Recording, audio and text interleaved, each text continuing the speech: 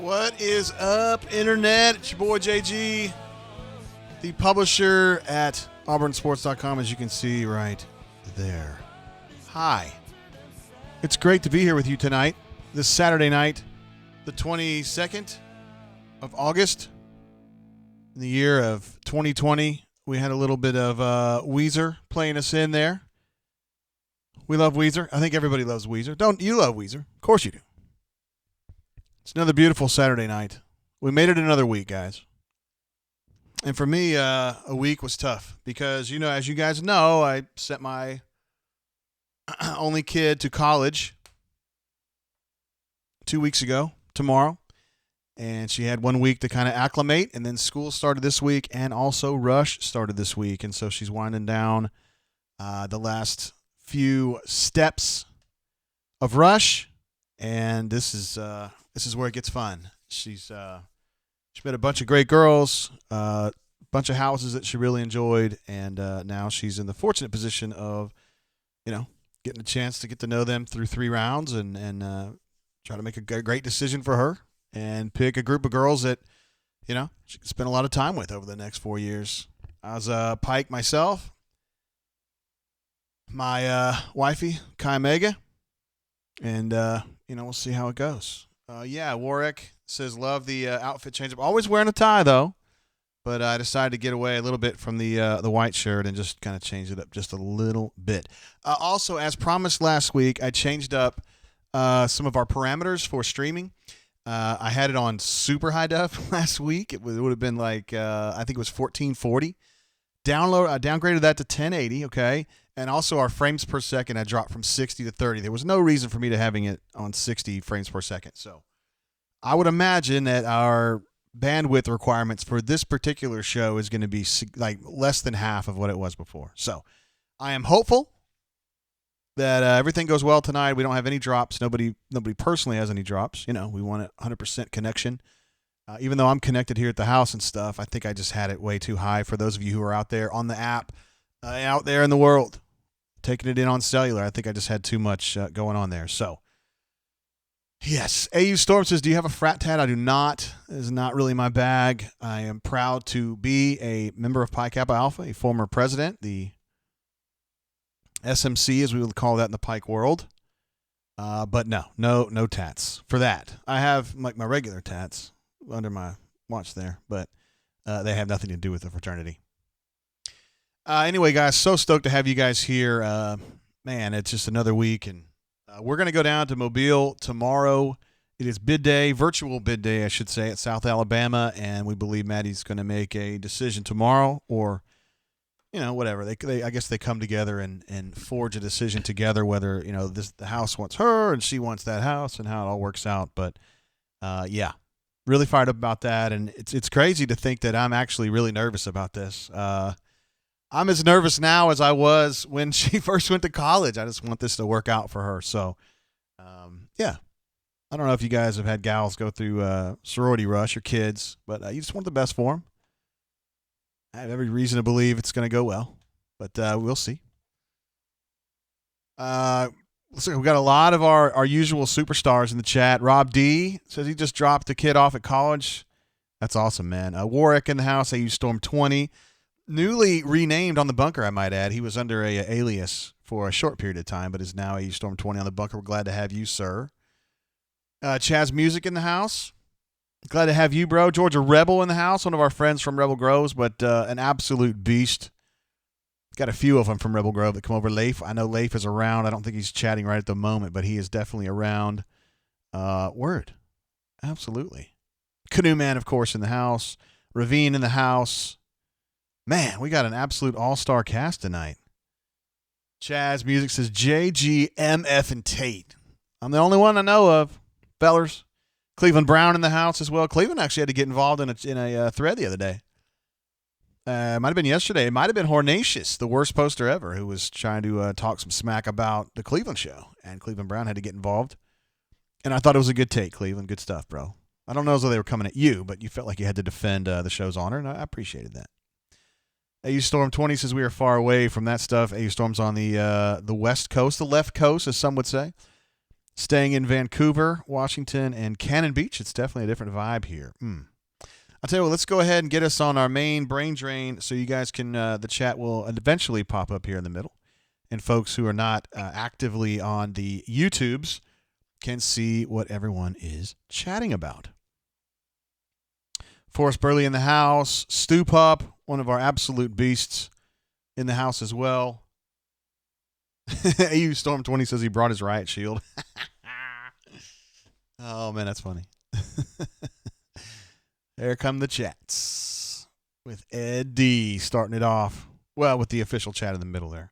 Glad to have you, Ed. I'm sure through the night we will be able to answer some questions from you, some technical questions about football and Auburn football and whatnot, all that good kind of stuff. We've always got a bunch of on-topic questions. Oh, snap. We got our first super chat. Chaz Music in the house. There's his avatar with the man, BP, Bruce Pearl. Says, just because I'm on a first date watching this. Oh, my. Is that true?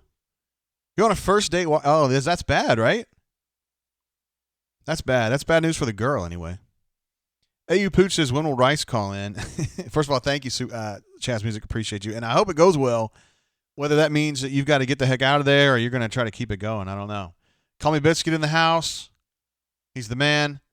AU Pooch has logged in. Forrest Burley says, Armani looked damn good on Friday night. He did indeed. He was absolutely running up and down the field, taking people out.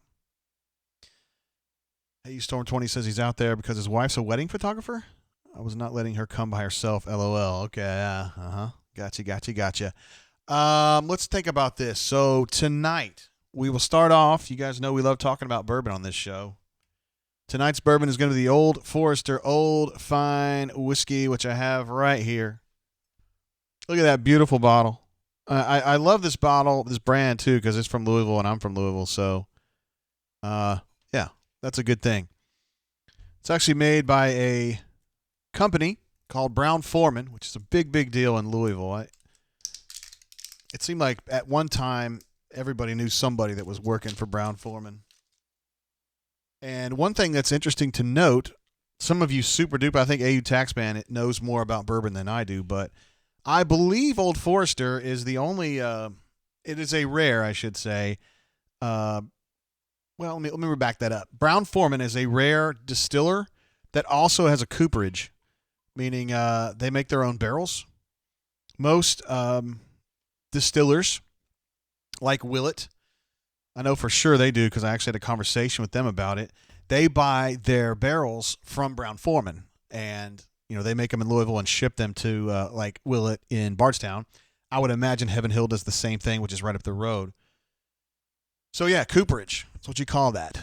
That is an assembly line for barrels.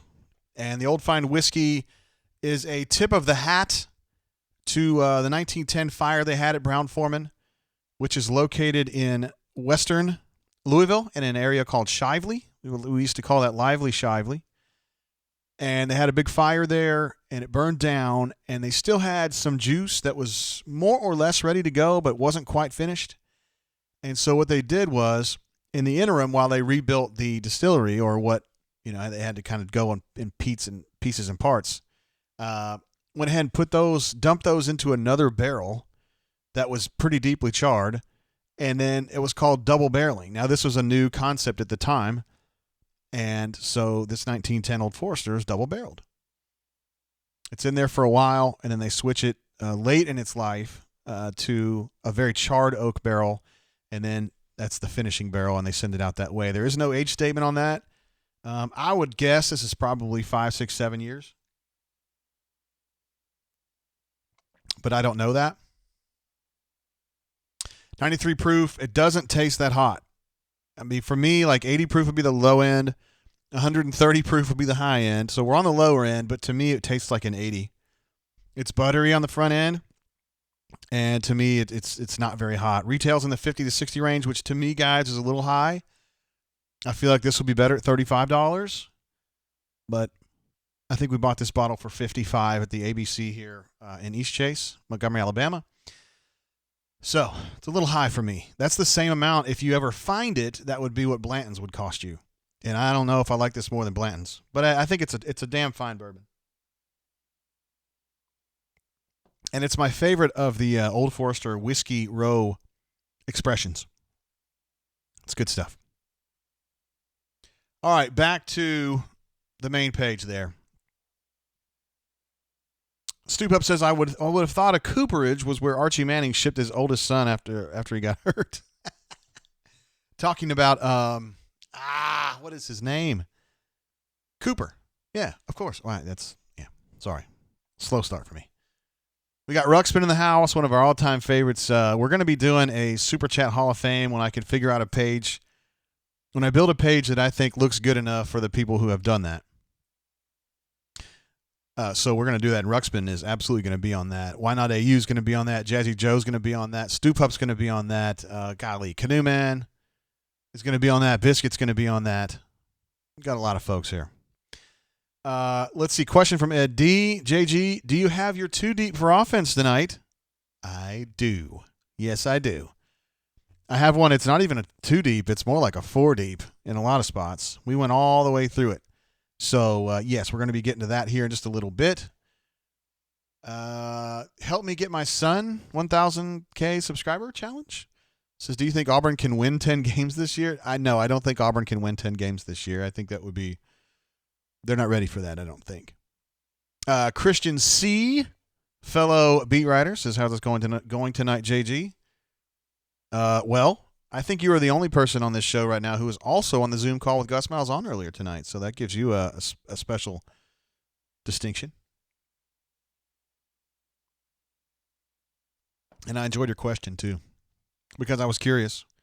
Because we've kind of been in a little bit of a Mexican standoff with Malcolm, because he's the wide receiver from Virginia who's supposed to be here already, and some people have said that he was already on an airplane coming here, et cetera, et cetera, et cetera, and he's not. He's not here yet, and Jeffrey Lee has some concerns that maybe he's not going to be able to reclassify to the 2020 class and will not be part of the team this year. I mean, worst case scenario for him, I think he would enter school in December or January and go that way, but the thought is that he would be able to go this year.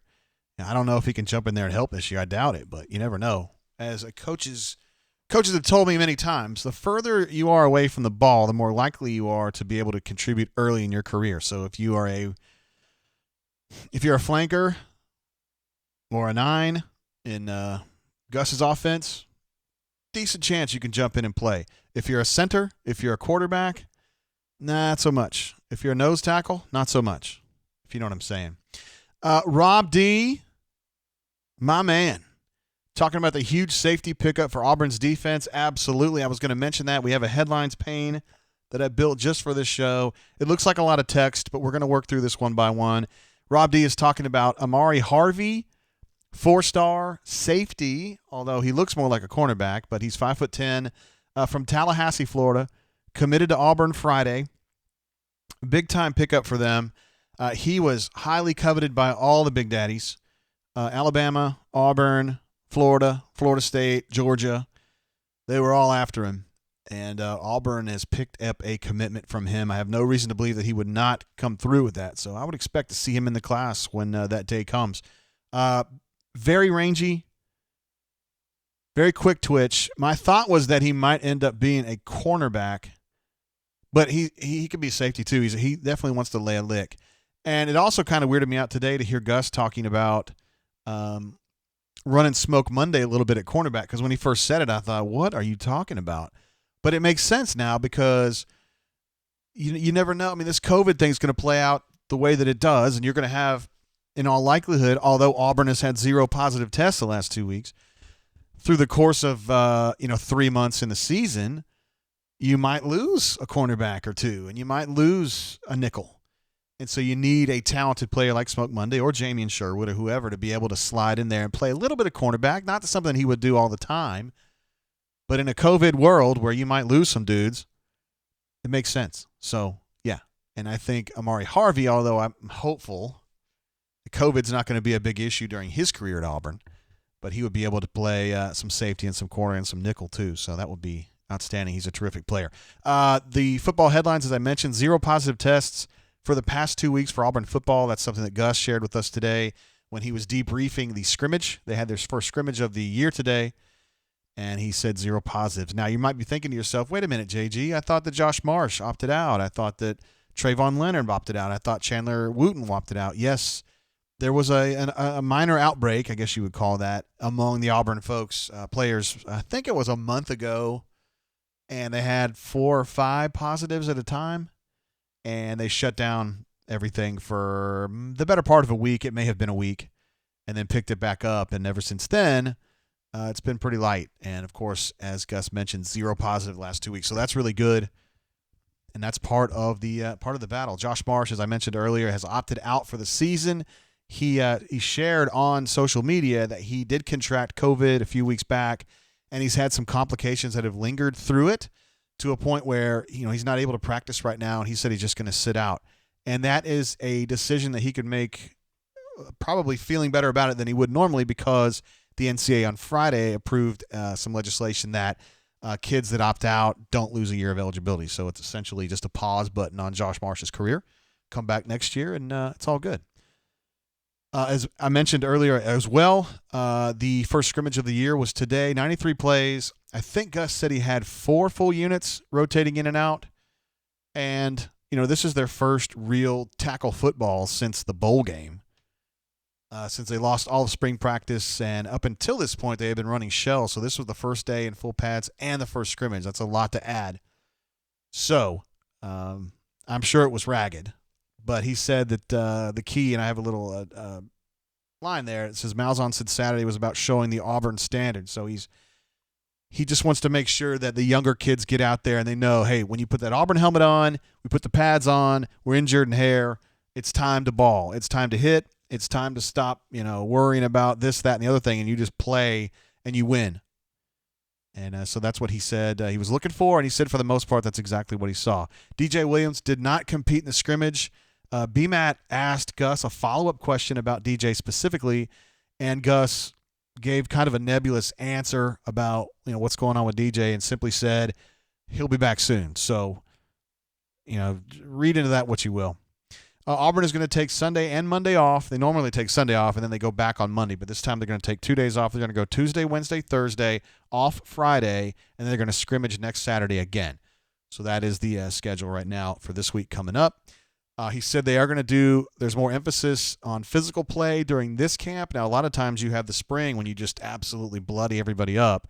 And then when you get to fall camp, it's more like polishing things off from a strategic perspective. I mean, they're still doing the Oklahoma drill, and they're still hitting some, but I mean, it's not like you don't go through these slug-out scrimmages very much. There might be one, and it would only be for like second, third team guys. The first team guys would sit that one out. But he was saying these first couple 3 scrimmages are going to be pretty rough, and there may be some situational stuff that goes on in practice that you wouldn't normally see in an August practice. But he said they got to make up ground. I mean, you have missed all the spring. You still got to get those kids acclimated to hitting. And so it's going to be a more physical period of practice. He also mentioned there, I said at the bottom, Brandon Council, which is Auburn's grad transfer, although he has another full year of eligibility after this year, coming in from Akron, said he can play all 5 positions, and he seemed pretty fired up about that kid. So we think of Council as probably a guard, right guard, but it's interesting to see that he can play a lot of different positions if needed. So that's a gander there at the week in Auburn football. Not a ton going on, but we're getting there. We got some time, We got I think it's 5 full weeks until the first game. Does that sound right? So it might be 4. Gus said 5 today, and I trusted him, but you never know. Maybe I was wrong to do it. All right, back to our main page here, and we'll get the chats kind of populated in there as we move along. Let's see. Oh, let me get a little bit more this Old Forester. Oh, Canoe Man says he got a bottle of Johnny Drum at the office. Oh, Johnny Drum, obviously that's a Willett product. As Willett is, all of their expressions, at least the ones that are available right now publicly, are all very rye-based. And the Johnny Drum, to me, was way out there on the rye scale. It's a very, very rye bourbon. If you're into that. I'm not myself. Some people are. Some people call it spicy. I just call it not my thing. Let's see. Help me get my son to 1,000 subscribers. Says, do you think Harold Joyner can be better than DJ? I'm not sure what to think about Harold Joyner at this stage, honestly. He certainly looks the part. He's a huge back, and he's relatively fast, but they haven't shown any faith in him to be a primetime performer yet. And considering all the guys ahead of him, DJ being one of them, Tank Bigsby being one of them, Shivers being one of them, and possibly Mark Anthony Richards being one of them, then I don't know where he fits in. But I do think he has some ability. And every time they ask him to do something, he gets it done. So that seems like a good guy to bet on in general. Canoe Man says Johnny Drum, private label, I think is what they call it, is for sure spicy. Let's see. Administrative assistant is out. She's out in a sortie. Oh. She got an alert this time on her app and says this show looks great. Awesome. That's great. I'm so stoked to hear that. I hope our bandwidth, I know our bandwidth's going to be like half of what it was before, if that. So I think we'll be good there. I feel like I've missed some stuff while I was rambling about the news this week. See, Stu Pep says DJ's overrated. I have to say I'm tempted to think that, but the numbers last year that he put up were fine. They were at least solid for a freshman and probably a little bit better than that. So for me to sit here and say, I don't know, he was overrated or whatever, I don't think it's fair. It's not fair for me to say. Now, you can say whatever you want. This year, he needs to be more explosive. I didn't see it last year, and I think Tank has that ability. Kunuman says, was telling someone the other day how it's a bit scary. Any place I spend any sort of time in can turn in any direction. A bottle of bourbon is within arm's length. I love it. D. Stutz, great bunker poster. Occasional brain drainer. Says, is there any real position battle going on at center? To me, no. I'll tell you what, we'll go ahead and take a gander. Ed D, I know you're going to be excited about this, brother. We'll take a look at that offensive depth chart. This is the way that we see it, me and Brian, and they don't put out official depth charts hardly ever, and I would not expect – oh, my goodness, we got to go back, guys. Super chat from the man himself, Ruxpin himself. Thank you, sir. He says, I'm going to need to talk about Seth's show. I'm going to need to talk about Seth. Oh, Seth, period. Show looks very awesome, JG. Very impressed with this new setup. Thank you, Ruxpin. You know we love you, bro. And thank you for your support. You're absolutely a Brain Drain Hall of Famer. And I appreciate you jumping in on that. Let me get back to the offensive depth chart. We definitely wanted to take a break for Ruxpin there. Let's see. Outlaw 7 says, what up, JGT? Thanks for still doing these. I haven't been able to listen in a while, but all in tonight. $1 to Chiswick and 50 cents to Dabo. There's no doubt. Good coach. Glad to have you, brother. All right, so this is what Brian and I kind of came up with as their depth chart. Again, Auburn does not provide official offensive depth charts. You're not going to see one until late September for real. So this is just our best guess based on what we have heard. And then a lot of times when we have the kids on Zoom calls, we ask them. So the other day I think we had Broham on the other day, and then we were asking him, like, who's playing behind you? And, where's Tayshawn playing? And where's Troxel playing? And he'll tell you. He'll be like, oh, he's a left tackle or whatever. And you're like, oh, shoop, write it down. All right, so we're looking at the 9, which is the split end position. Seth Williams, obviously, I think he's like an All-American type player. I don't know if you guys all agree with me on that. D. Lucky's in the chat, by the way. We love D. Lucky. What's up, bro? So we've got Seth Williams over there, Kobe Hudson, and J.J. Evans stacking up over there. A 9 is going to be a physical receiver who does not need to be off the line of scrimmage to be able to get some separation. Generally a bigger dude, a more physical player. And Shedrick Jackson would probably play 9 as well. I think of him more as a big 3 or a big 5. And I don't have that listed on here, and I don't mean to disrespect him. He's going to play. He's going to play a lot, but it's just kind of a weird position, and it doesn't really fit that well into a depth chart. But Shedrick Jackson's a player, and he'll be on here. At left tackle, we're thinking Troxel's probably going to get the start there, but he's got work to do. Zierer, I think, is a tremendous player, but he just had ACL surgery, I think, in January or February. And so he is still iffy. Now, Gus said the other day that he was pretty close, but I don't know what that means. I don't know if that means, well, he's walking, or if it means he's out there full pads, crushing into guys. I don't know. Killian Zier is a taller dude. I don't know what officially he is listed at. I'll take a look here.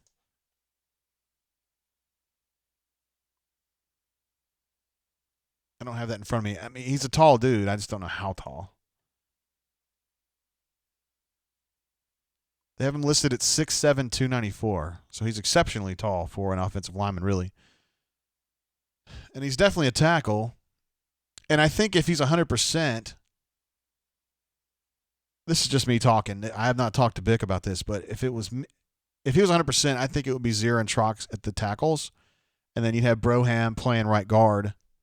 Is probably what you would have. But Broham is a very physical player, and I think he can play right tackle, kind of the way that Braden did. Braden was probably better as a right guard, but he played right tackle and was damn good at it because he can finish. Man, he can finish. If they ever do an Auburn award for guys that finish, it should be called the Braden Smith Award because the guy, it was really weird how bad he finished. It's like every time he was out there, he was trying to kill somebody. But he was really friendly. He'd help him back up right afterward, but boy, he was a one-track mind out there. We got Tayshawn Manning as the top choice at left guard. I feel pretty good about that one. I think he'll hold that one out with Cam Stutz and Big T Johnson, Tate Johnson behind him. Developmental. I mean, Tate's still got a couple years to go, I would think. Nick Brahms at center, asked about that earlier. I don't think that's a competition. I mean, it's a competition, but I think Jalil's going to be behind Nick when it's time. And then Avery Jernigan, who's one of my favorite under-the-radar prospects from this last class. He just reminds me of the kind of guy that's going to be a damn good center in time. But he probably needs another full year, I would think, just to get a little bit stronger. I mean, he's not wimpy or anything at all. He's just, come on. I mean, when you're having to go against guys like Derek Brown, I think he needs to be a little bit bigger. Right guard is, to me, a little bit of a question mark. We got Keandre Jones as the leader going into the camp or to the fall practice period, with Brandon Council behind him. If I could make a change of this whole depth chart, I would probably move Brandon Council up. Sounds to me like he's been playing pretty well. Not that Keandre hasn't, but I just think Brandon Council's probably going to end up being one of those, hey, he's one of our 5 best. We need to play him somewhere. And I think right guard is where he might fit in. I don't think he has the body to play tackle, but I don't think he has the lateral agility to play tackle. And the right tackle, Broham, Brendan Coffey, who is a junior college kid that came in. I just don't know what to think about him yet. And Jeremiah Wright from Selma, Alabama, developmental player at right tackle. The other stuff is pretty straightforward. I mean, I don't think there's any surprises there for you guys. Oh, I do have at flanker Elijah over there, Canyon. And I was thinking that Malcolm Johnson, when I made this, I was thinking he was going to be in at this time because he's definitely a flanker. And I should also note Schwartz would play 2 some as well. I normally think of Schwartz as a 5. He plays like the small 5, the slot 5, which is where I have him listed here, but he can play 2 as well. I don't think of him as a 9. Obviously, Bo Nix probably going to get the job at quarterback with Lord Cord Sandberg and Grant Loy. And then I don't think that I don't think Newton's going to play quarterback this year, but I mean, maybe they will, just kind of in a stun or whatever to reward him for his play. But I think at this point, he's going to be playing special teams and just kind of maybe wide receiver. We have a man in the chat, Montario Munford, says Malcolm arrives Sunday. That'd be great. We've been waiting on him to arrive for like 5 days now. I happen to think he's a tremendous player, but I don't know if he can play this year. But D-Lucky says this analysis is all trash. 4 minutes in before Schwartz is mentioned. That's a shout out to what was bro's name? Dadgummit, I forgot which one it was. I forgot which member it was who ragged on me for going on Jocks the other day, and I didn't mention Anthony Schwartz among the 25 kids that I talked about. No disrespect to Schwartz at all. I just got, when you're on live radio, sometimes things slip your mind. I don't know. I know D-Lucky's just messing with me. So I don't love the depth chart at 2, guys. I'm going to be honest with you. I mean, Elijah Canyon definitely has some potential, but again, young. The situation at quarterback is non-negotiable. H-back / tight end, whatever you want to call it, a 3 or a big 5. Tasty little group of players right there. And Gus actually said something today after the scrimmage, I should say, about Frazier. He just referred to his 2 freshman tight ends, but I reckon I know he's talking about Frazier. And Pegues is such a huge human being. But he is technically going to be a tight end. He's huge, guys. I'm telling you, he's an athlete. He's not fat. I'm just saying he's a big human being. Huge human being. I think they've really got something special there. I want to say it was BMAT that was asking specifically about tight ends in the scrimmage today, and he said they had caught, he thought, 5 or 6 passes, which, I mean, if you guys know what I'm talking about, that's like half a season's worth of tight end, right? I'm telling you, I think they're going to change that whole thing, the way that they attack the middle third of the field, which 2 years ago they didn't do at all. Last year they did some, probably not enough for us. And then this year, I think they're going to do plenty of that. John Samuel Shanker, obviously the top returner there. Luke Deal, Tyler Fromm, Brandon Frazier, who you guys know. I think that kid's going to be super special. Like super, super special. And then J.J. Pegues, which I also think he's going to be special. I just don't know. I don't know where he fits in. But he's almost like Harold Joyner in a way. Like, I know he can play football and I know he can whoop ass, but I just don't know where, you know? I mean, J.J. Pegues is officially listed as. You got to see these numbers, y'all. Where he's listed at?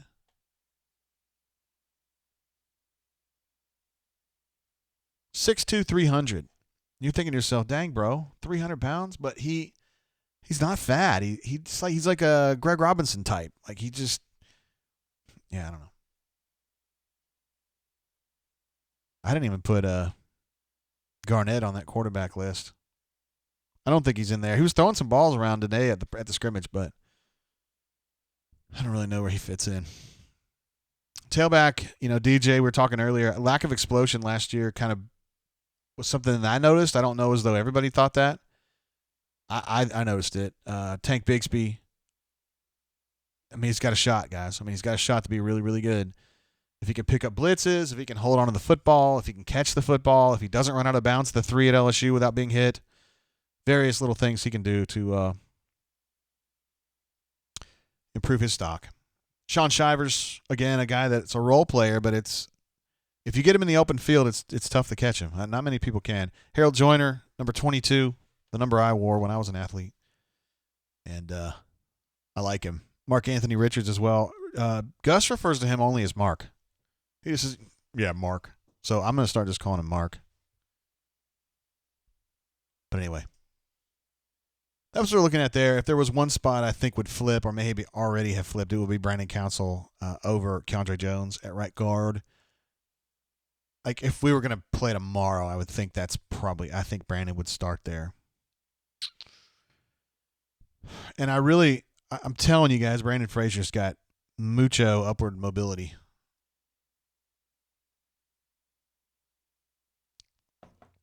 They just don't make kids like him. I mean, straight up. Yo, Malcolm says, give Joyner the ball. They have a little bit. Canoeman says, surprised we did not retire the 22 in honor of Trey Smith. Oh, I do love me some Trey Smith now. Former Montgomery resident, anyway.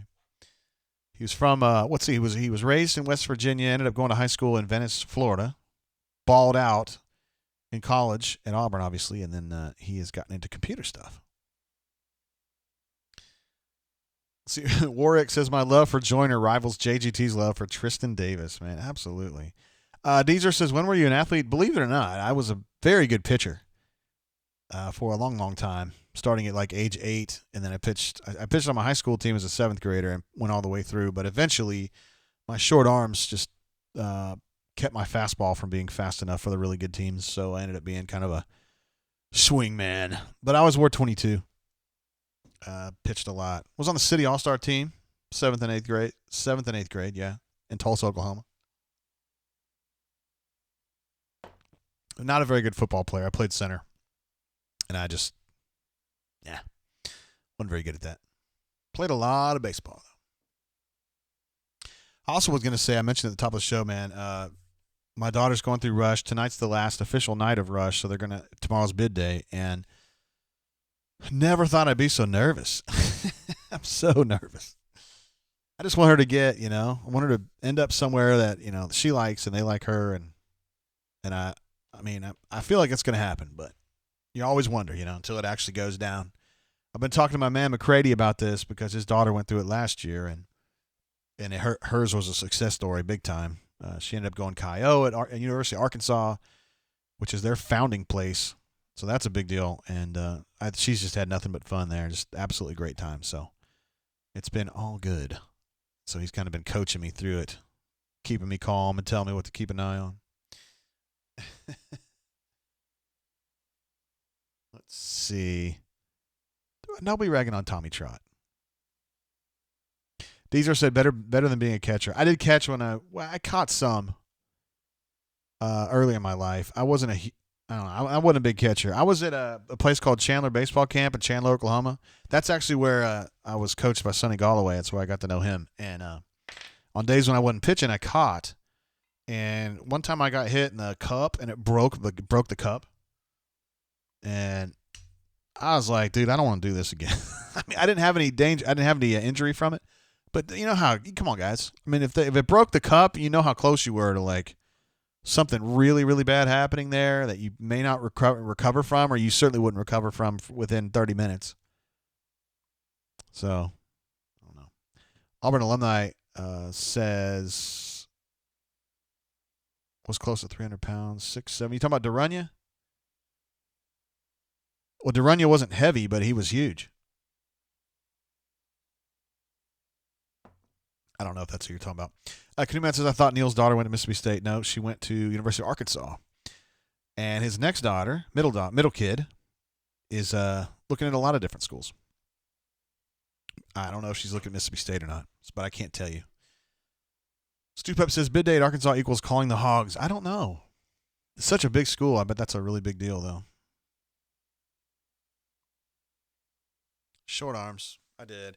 One of the greatest things it's ever told to me was talking to Hal Baird at I want to say that was the 2000 regional at Georgia Tech when Auburn played Jacksonville University. And me and Jason Caldwell is a good friend of mine who works for ITAT or, works for Auburn Undercover. I don't know how you guys look at that. Anyway, we were throwing the ball around, which we do. Both of us are good baseball players back in the day. And Hal walks over to me and he goes, JG, I bet you pitched a lot when you were younger and then you got to a point where you just weren't very good anymore. And I was like, that's exactly what happened, Hal. And he said, I can tell because your arms aren't very long, but I'm going to tell you what, you've got a future throwing a wiffle ball. You ever noticed that? And I was like, yeah, absolutely. Yes, I'm a very good wiffle ball pitcher. He goes, I would take you with my first pick as a wiffle ball pitcher. Finally, I got something good about me. It meant a lot to me that Hal Baird would tell me that. I still wear it as a badge of honor. In fact, I should probably have put it on my Twitter bio. AU Storm says, never won a national championship in any sport. Mississippi State. I don't know. I doubt it. But Ruxman says he figured I would be more of a catcher. Yeah, I mean, I did a little bit, but not really. I played first base more than I did catcher, and then I pitched every single time through. Yeah, I pitched a lot. That's where I got to know Sonny. I was a pitcher at Chandler Baseball Camp, and he was my pitching coach. And his pitching philosophy was, we're gonna figure out what your best pitch is, and then I'm gonna take it away from you in big games, which is what he did. For me, it was a changeup. I just, for whatever reason, at that point in my life, I could really spot a changeup really well, better than my fastball and slider. And so I would throw the change a lot, and then he said, we're not going to throw changes tonight. We were playing like a Sandlot team that came to Chandler, and I was like, oh, I'm really fired about the start. And he says, hey, we're not going to throw change ups tonight. I'm like, what? What do you mean? He's like, I'm not calling them. And then I gave him some grief, and he told me to, well, he let me know how I felt about it. He didn't like it. But anyway, I pitched a shutout without the changeup. I had the ball for the longest time on my desk. I don't know where it went. Everybody signed it. I was hoping somebody famous would have been on that field, but I don't think they did. I don't think it worked out like that. Let's see. Call Me Biscuit says, hit the like button on YouTube for JGT. Appreciate you looking out for me there, brother. I'm not going to beg for it. I mean, I don't actually get paid for that or anything, but it makes YouTube feel like I'm not just some bot out here throwing up crappy videos. I'm a real person. I may have short arms, but I'm a real person. Tonight, we are going to talk to Jeffrey Lee momentarily. I need to get on the horn with him. And we're not going to talk with young Nate because young Nate's getting married today. We talked about it last week. Get out before you can't do it and she gets all your money. We weren't going to do that anyway, but obviously we love young Nate and wish him well. He and his wife, I bet they're probably married by now. Kelsey. Pocket Watch says he still works for ITAT. I mean, in my mind, that's, Jason and Mark, they work for ITAT. I don't know if it's actually called that. It may still be. I don't know. I don't go over there very much. And now with Brandon gone, like, I love everybody there. Like, P-Mars, you guys know how I feel about P-Mars. She's one of my all-time favorite people, like, sports reporter or otherwise. And then Jason's just salt of the earth, just great guy. Mark Murphy's a guy that I didn't really like for a long time, but I like him now. I kind of get him now. And then Keith he does a great job. And he's a former newspaper guy like me. So I got a lot of respect for him. That's a great group they have over there. I mean, I like our group too, a whole bunch, but I like them. Good guys, do a good job. Mm-hmm. Let's see. Canoe Man says, wait, young Nate has money? I don't know. Are we to 20 likes now? AU Storm says 20. I'm only showing 19, but that would be great. 20 would be incredible. Stu Pup correctly notes that Sonny Galloway's offensive philosophy was to windmill all the runners into outs. He did have a way of doing that. It drove Jason crazy. And Brian too, but Jason in particular was just like it's weird because Sonny he's a pitcher, he's a pitcher guy. I don't know why he's out there. The only reason he did that is because he's like trying to be Mr. Big Dick, which is kind of what his problem is. I mean, that's why that's what limits him, because he's not a dummy. He's trying to be. Canoe Man says much better after Marcelo left. Like, Brandon, he's good at what he does. He's just not very friendly. And he's just kind of like, he can be kind of a negative dude. And I mean, I didn't have a problem with him. I mean, he and I got into it a couple times a long time ago. It's probably my fault. It was my fault. So, I mean, I can't blame that on him, but it just seemed like he was fussing with people a lot and giving like Kirk hell and just whatever else. I didn't really understand his relationship with Gus either. Like, he just it's like he would try to challenge him in a way, and sometimes Gus needs to be challenged. I don't know. Listen, Brandon's an old enough dude, established enough. He can do whatever he wants. And he's like a national reporter for 24/7 now, so he's moving up. Good for him. To Brandon. I can't hate on him too much, though, because his wife Amanda's really, really cool chick. And if you really are a douche, you're not going to be married to a really cool chick, because douches don't marry cool chicks. They marry weird chicks, and he's not married to a weird chick. Oh, man. Let's see. I'm trying to understand some of the context of these statements that you're making here. Canoe Man, you say, then why is BP not struggling in a round ball? I don't understand the context of that. I'd love to talk about it. AU Storm was mentioning my pitches with the wiffle ball. I had the in shoot, the hook slider that it was like a frisbee. There was no drop to it. It was just strictly side to side. And then I had like this weird ephus pitch that I had just figured out on accident. I don't even know how to describe it. I threw it like a curveball, and it had a really, really aggressive drop to it, which really put a lot of people off when they were looking for something like an in shoot that was coming in fast and it was really slow. The one guy who embarrassed me with it was Neil McCready. I threw him one time, and this is back before the academic center was there at Auburn, so we were throwing against the regular complex. He literally hit it up. He would have hit it like from the side of the complex over like where the academic center is now into the street. I mean, that's the equivalent of like a 500-footer in Fulton County Stadium or whatever. So Monterio mentions Xavion Capers at wide receiver.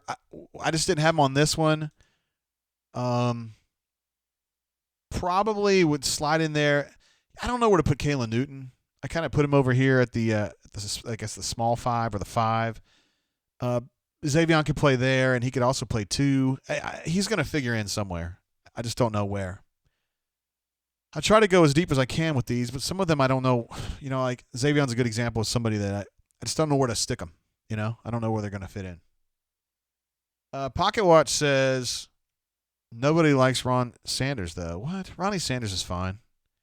He's an enterprising dude. I mean, he is what he's doing. He does what he does. Andrew B says that pitcher, JG, the T-Rex Tate. I'm telling you, it helps. It helps. Hal Baird.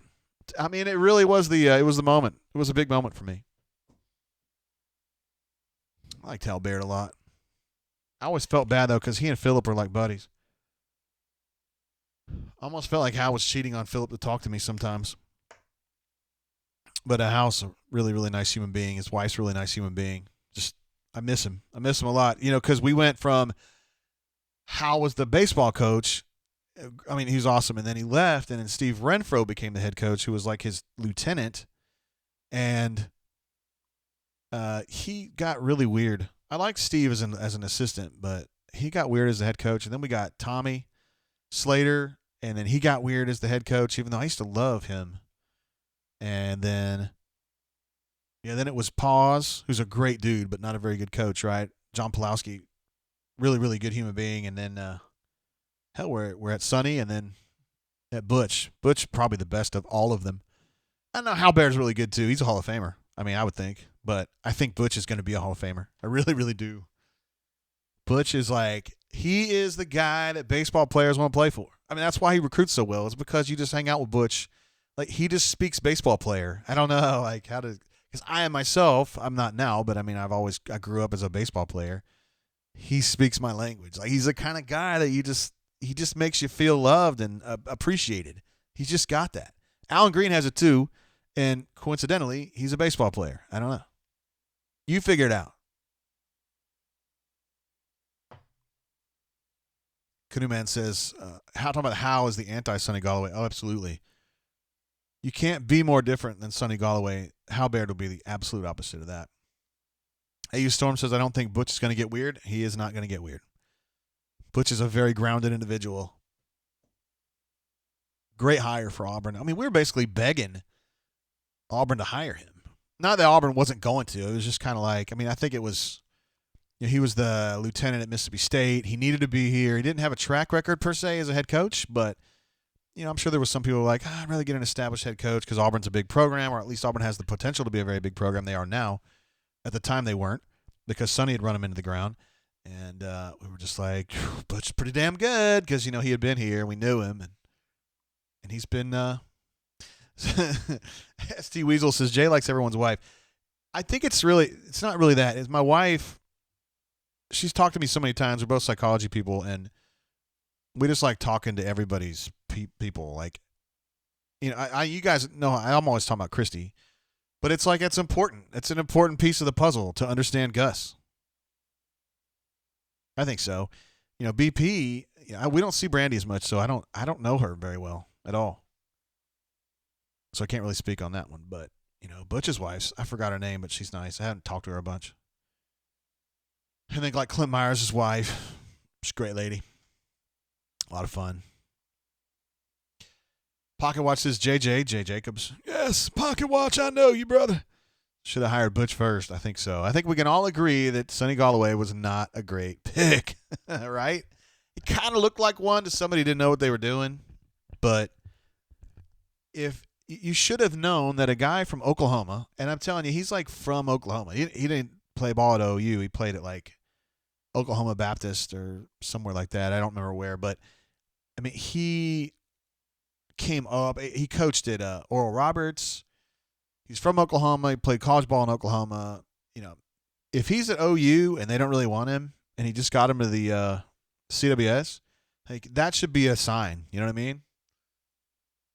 It's like if your best friend is dating this chick and she's super hot, super super hot, she's a 9 3/4. Probably would be a model and a good one. And he's like, dude, I'm dumping her. I'm just tired of it. You got to be there's got to be something more to that story, I don't know. We'll get off the Butch thing.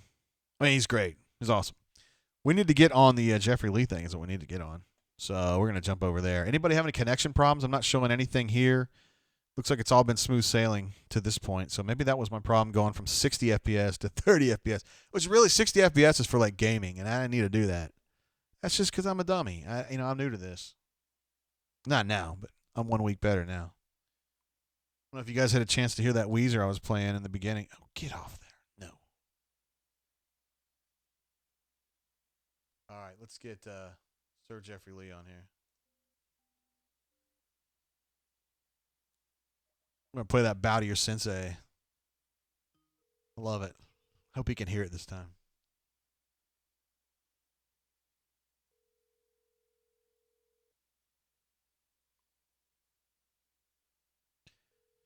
Getting Jeffrey on the horn.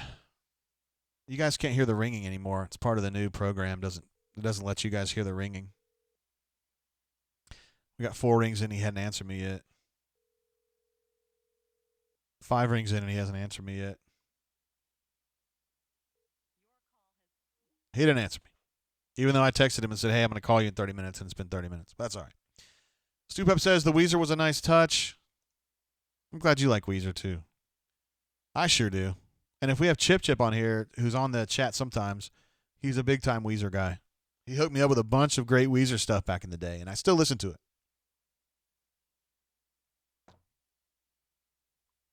Where is Jay Lee? Where in the world is Jay Lee? I need answers. Get that depth chart going for you again, Rob D.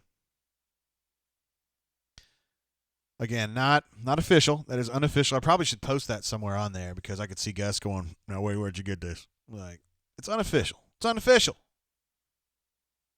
Doc Auburn says we need some Deftones. Here's the problem with that, Doc. And I respect your opinion on that, by the way. Can't play copyrighted music. So the Weezer that I was playing earlier was stuff that I don't think they ever licensed. They're like super duper off the grid stuff that was never on an album, never on anything. That like only super duper Hall of Fame hardcore Weezer people would even have. That first song, the Dope Nose version, was the very first version that they played. It was at the SS2K concert in Chicago. It was like a year or two before it even came out. It has a weird, the chorus is totally different than the one you have on the album. Did we look in the trash can, Ravine says. It's a great question. About 25 years ago, that would have been the best place to find Jay Lee, I think. Let me give him a call again. I know he's around.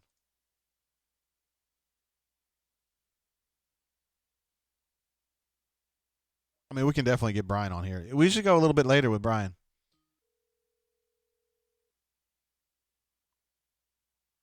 All right, it's ringing.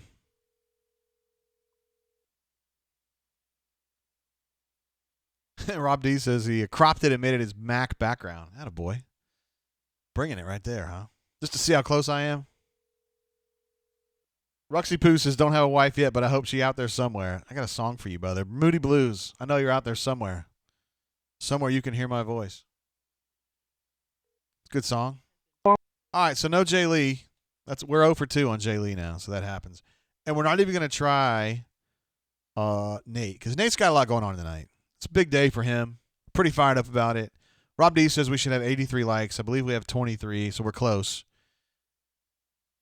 Can't argue about that. So what we're going to do is we're going to go ahead and get BMAT on. Oops. Because we love BMAT. Obviously, everybody loves BMAT. We could talk a little bit about his favorite Sonny Galloway memory. Because he was scratching his head the whole time, too.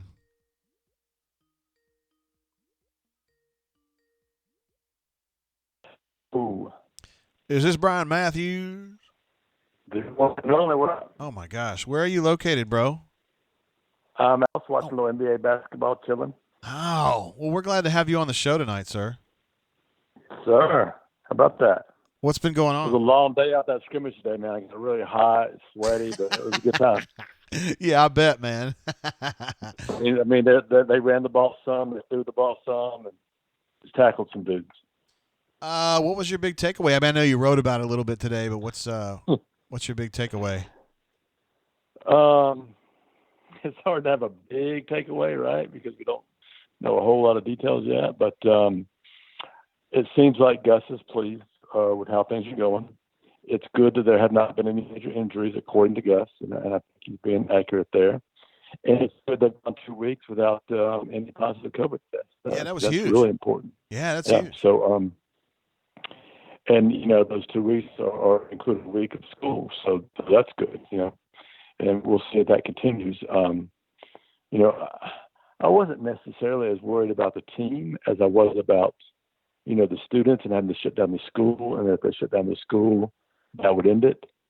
But you see some schools, shutting down around the South, in the ACC, North Carolina, and they haven't stopped football. So that's a great sign as far as I'm concerned.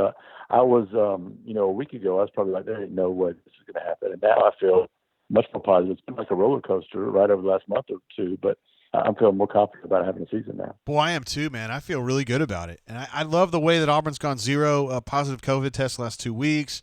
When they did have a little bit of an outbreak like a month ago, they shut it down, got things under control, got everything cleaned up. Like, I think they're doing it the right way, and I think this can be done. I really, really do. And I also like that they're being open about it, not trying to hide things. I think that would have been really bad for them. So I thought that was really important. This is 2 weeks in a row. He's given us specific updates about their testing and their results. So I think that's great. From a football standpoint, it sounds like the young guys, the newcomers in this class, are getting a lot of work, which I'm not surprised by because I thought it was a really good class. And I think you're going to see a bunch of those guys play. A bunch of those newcomers on the defensive line are going to be in that playing rotation. With Chandler and now Josh Marsh out at linebacker. I mean, that doesn't really hurt Auburn necessarily as far as depth because they've got a ton of depth there. But what it does do is give opportunities to a bunch of those young guys. They've got, I think, 4 first or second year guys at the linebacker position that haven't played much. And 1 or 2 of those guys are now going to be part of that main rotation. And I think that's good for them, to be honest. I think that gives them more opportunities and puts them in better position to be starters in a year or two when the top 3 right now move on. Yeah, I have the defensive depth chart up, essentially the one that you posted not too long ago, and I've got Josh Marsh as a third choice behind Owen and McLean, which maybe that's going to be Steiner at this point. Would he be playing over there? Maybe I could see that. Yeah, one of those young guys, I think, are definitely OC Brothers, maybe. Yeah. Swings in there. I think he redshirted, if I'm not mistaken, this sophomore. But yeah, I think, and I think that class is really talented. I think Travis Williams done a great job. You look at the position next year, and you probably root to be a starter at middle linebacker if he does return, as you think KJ Britt's probably on line. But if one of these young guys gets that opportunity to work behind KJ this fall, that may be what he needs to step up and be the starter, along with Owen Papu in 2021. It would be. Yeah. So I think that position's still in great shape. Like what I've heard about the secondary so far, it was interesting. I thought Gus mentioned that they're giving Smoke Monday some reps at cornerback. I think that's just for an emergency situation. Yeah. But that also, to me, tells me a little bit about the depth they have there. I think that's still an issue. I think Auburn's in good shape with the starters, and I think between Domio and Nehemiah Pritchett, they're going to have another good starter. Like this will be Domio, we'll see. But I still think there's a little depth there in the back end. Ruxpin says, "Is it just me or does BMAT sound kind of hot?" Nope, I'm good. No, I think he meant sexy. Oh well, I mean, my wife thinks so about once a week, so Which day of the week, Brian? Whatever day we're feeling, feeling right. I'm not one of those that plans things out like that. It never happens. Oh, really? Yeah. It's very interesting. I unveiled the offensive depth chart tonight. It was basically the one that you had posted, so there's no surprises for you. But where do you somebody asked earlier about Xavion Capers. I don't know where to put him. I guess we could put him at 2. We could put him at 5 behind Schwartz and Javarius Johnson. I don't know where he's going to fit in just yet. Well, he is the one that was mentioned. I forget who it was we were talking to. Was it Bo? I think it was Bo. It was Bo that mentioned him as one of the standouts of the new guys on that side of the ball, along with Tank Bixby. And if you watch that video from the scrimmage that I put out, you see a really nice looking run by Tank. You don't see the whole thing, a good portion of it. But Capers, I mean, big, tall kid, athletic. I think he's pretty strong. I think he's a guy that's going to do a lot of things you want to do as a freshman. Block, some things that some freshmen struggle with. I think he'll do a lot of those things on the field early. But I don't know exactly where to put those guys. Yeah, it's tough. With the upperclassmen, that they all know at least 2, maybe 3 positions, right? So you can move them around. Said today, and it's not really changed from what he's done in the past. He's just off the freshman in one position. Yeah, and that can work. Now he's moving them around in different places. We're having a hard time hearing you, man. You're like getting all muffled and garbled real bad. So. Oh, I'm sorry. Sorry about that. I don't know if you're on Wi-Fi calling or anything like that, but it sounds real muffled. I don't know what the deal is. When it switched to Sprint almost a year ago, the coverage out here North Auburn is not quite as good. We're probably going to have to let you go, brother, but, I want you to know we love you, and everybody here thinks you're hot and you're a great guy. So. Well, I appreciate that. Hello, everybody out there. We'll talk to y'all soon for the rundown, hopefully.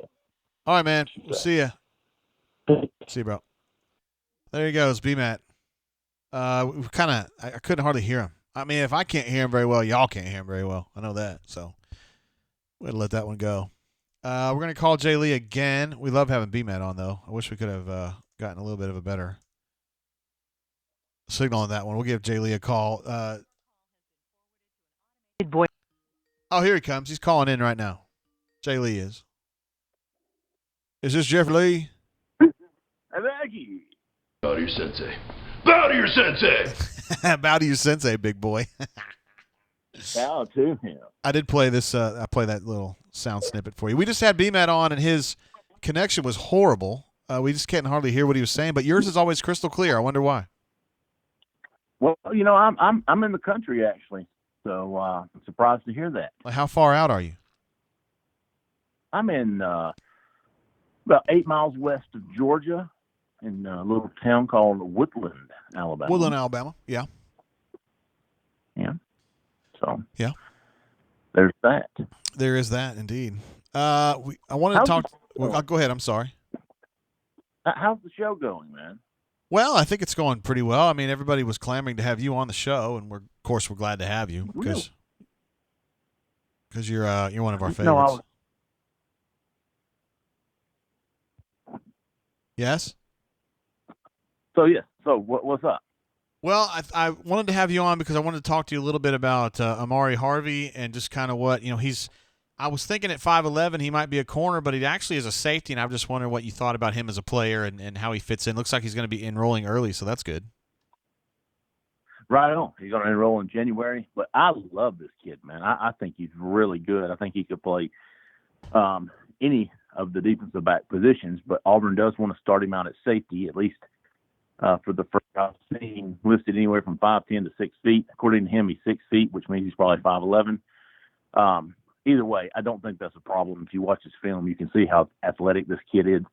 6 interceptions last year. I think 4 or 5 forced fumbles. Of the 6 interceptions he had last year, he returned 3 of them to the house. He's got a track background. He's just a really good athlete, a ball hawk, very smart guy. And I'm really high on this kid, and I think he can be an immediate impact player at Auburn next year. At safety, right? At safety. Yeah. Now, I'm not talking about coming in and be a 3 or 4 year starter, but I'm talking about playing as a true freshman, contributing and being a 2 to 3 year starter, all conference player. Absolutely. Yeah. Nice. I'm really high on this kid. A lot of people also want to know about Malcolm Johnson. I actually put him on my depth chart because I thought when I made that 3 or 4 days ago he was going to be here by now. There's been some confusion or some difficulty understanding exactly where he is and what's going on. What's the latest you can tell us about his situation? Well, he's still waiting. Right now, I spoke to his father the other day. They initially planned to be at Auburn on Wednesday, but my sources at Auburn were saying, hey, pump the brakes on that, man. He's still got some things, some hurdles to get over. So, and I tried to warn the bunker. I was like, hey, chill out. He's not here yet. So now they're trying to get here tomorrow, Sunday, and hopefully be a part of this 2020 class, which was stacked at wide receiver. And I had talked to some guys at Rivals as well. If and when Malcolm does reclassify to 2020, he will be put on the 2020 commitment list, and they're going to do a re-ranking of the teams because they've had, I think, 3 or 4 guys nationally reclassify. So they're actually going to redo or update the Rivals 250. They're going to update the team rankings and see where Auburn stands. This will certainly help Auburn, their last year ranking, which. But anyways, we should know tomorrow the phase of this, whether he's in, whether he's moving. All right. And moving to Auburn, and kind of where he stands. I know classes at Auburn started last week. I don't know if it's virtual or attendee. So say, how many classes he can miss and then still enroll. When's the last day to add classes? Looking back, JG, Auburn had number 10 class in the country in 2020. Let's see here, about 35 points behind and about 60 points behind Florida. So I could easily see Auburn moving up, 2 spots, maybe even 3 at Tennessee, who is about 70 points. So interested to see where Auburn finishes the 2020 class should Malcolm Johnson reclassify. Yeah, that would be sweet. And I think he can come in and help them. I mean, one way or another, whether he's a Ranger on special teams or if he plays a little bit as a slot receiver. But dude is super fast, so, I mean, he can definitely help. Anything else? Oh, sorry, go ahead, please, Jeffrey. He wears number 5, and so does, of course, Anthony Schwartz. I think the only logical thing to do is race for the number. Wouldn't that be interesting? Yeah, that would be a race for the number. That's fair. I think it's a fair thing to ask, too. Yeah. Yeah. What else should we be on the lookout on recruiting-wise? We got a basketball. Anything on basketball that's going to pop here soon? Somebody had asked about Guru Gordon. Yeah, I had. From Connecticut. Yeah, and somebody actually posted on the bunker after you said that. So I'm checking. I don't think so. I know Auburn's in his final 8. He's going to be deciding next Friday. I will definitely. I've already put out some feelers on that. My instinct is this is kind of a new guy to my vocabulary, so I feel like my sources would have given me a heads up by now on this kid if he was somebody to track. But again, I'm going to check on that, put out some feelers today, and if it is something that we need to look closer at, I will definitely be letting everyone know. All right. I think, football in Alabama started last night. Armani Goodwin returned from his ACL injury and had a big night. We saw a couple of his touchdown runs from Chad Simmons. They were playing, I think, Pinson Valley. Yes, it was Pinson Valley. Kool-Aid, Quincy McKinstry, the number 1 player in the state, sporting the Auburn towel last night. And, a lot of people, we have been, the buzz around McKinstry and Auburn has certainly begun to grow. And he's certainly one to watch. He told, I think, Chad Simmons that he could make a decision at any time. He doesn't have a set date, but he feels like he's getting closer. And Auburn is certainly one to watch with him. Of course, Auburn's been on the tear here recently. Kamal Haddon last week, Malcolm Johnson. So they've had, I think, Kamal Haddon hasn't been ranked yet, but he was a first-team preseason All-American JUCO guy. I'm guessing he's going to be at least a 4. So you're talking about a trio of 4 stars just in the last 10 days, I believe. Solid. A couple things to note. Anthony Schwartz actually switched to the number 1 jersey. I had forgotten that, so they don't have to worry about number 5. It'd be Kobe Hudson is wearing 5 right now, so he would have to square off with Kobe Hudson. Yeah, it wouldn't get him on the cone drill, but he would get him on the dash. That's the kind of scouting we always rely on you to have, Jay Lee. That's why you always survey the recruiting landscape with remarkable aplomb. There you go. Hey, what's in your jug? Well, I'm sorry, what'd you say? What's in your jug tonight? I got some moonshine from my friends up north of here. Oh, bullshit. Bullshit, I know. I'm drinking Old Forester, Old Fine Whiskey. It's delicious, and I would love for you to come have a drink with me, but you're not anywhere near me. Is everybody aware that B-Matt took down my shine much smoother than you did? Yeah, I think it's because I'm used to bourbon, and then, you get on that moonshine, and it's like, yeah. It's so hot. Ain't nothing smooth about it, is there? No, it's rough as hell, man, and I wasn't ready for it. It went up my nose, like the vapors, and golly, man, it'll knock you out. Yeah. You can clean your hands with it. Yeah, you can, for real. All right, anything else I need to check in with you about, Jay Lee, aside from you just being a badass like normal? Tomorrow we're going to be checking on Malcolm Johnson, Amari Harvey. I'm just going through the commitment list, looking back on anything we'll be keeping an eye on Kool-Aid. And Kamari Lassiter is another guy who originally planned to commit yesterday. He pushed that back. I don't think that's great news for Auburn, but I still think Auburn's right there in the thick of it for him.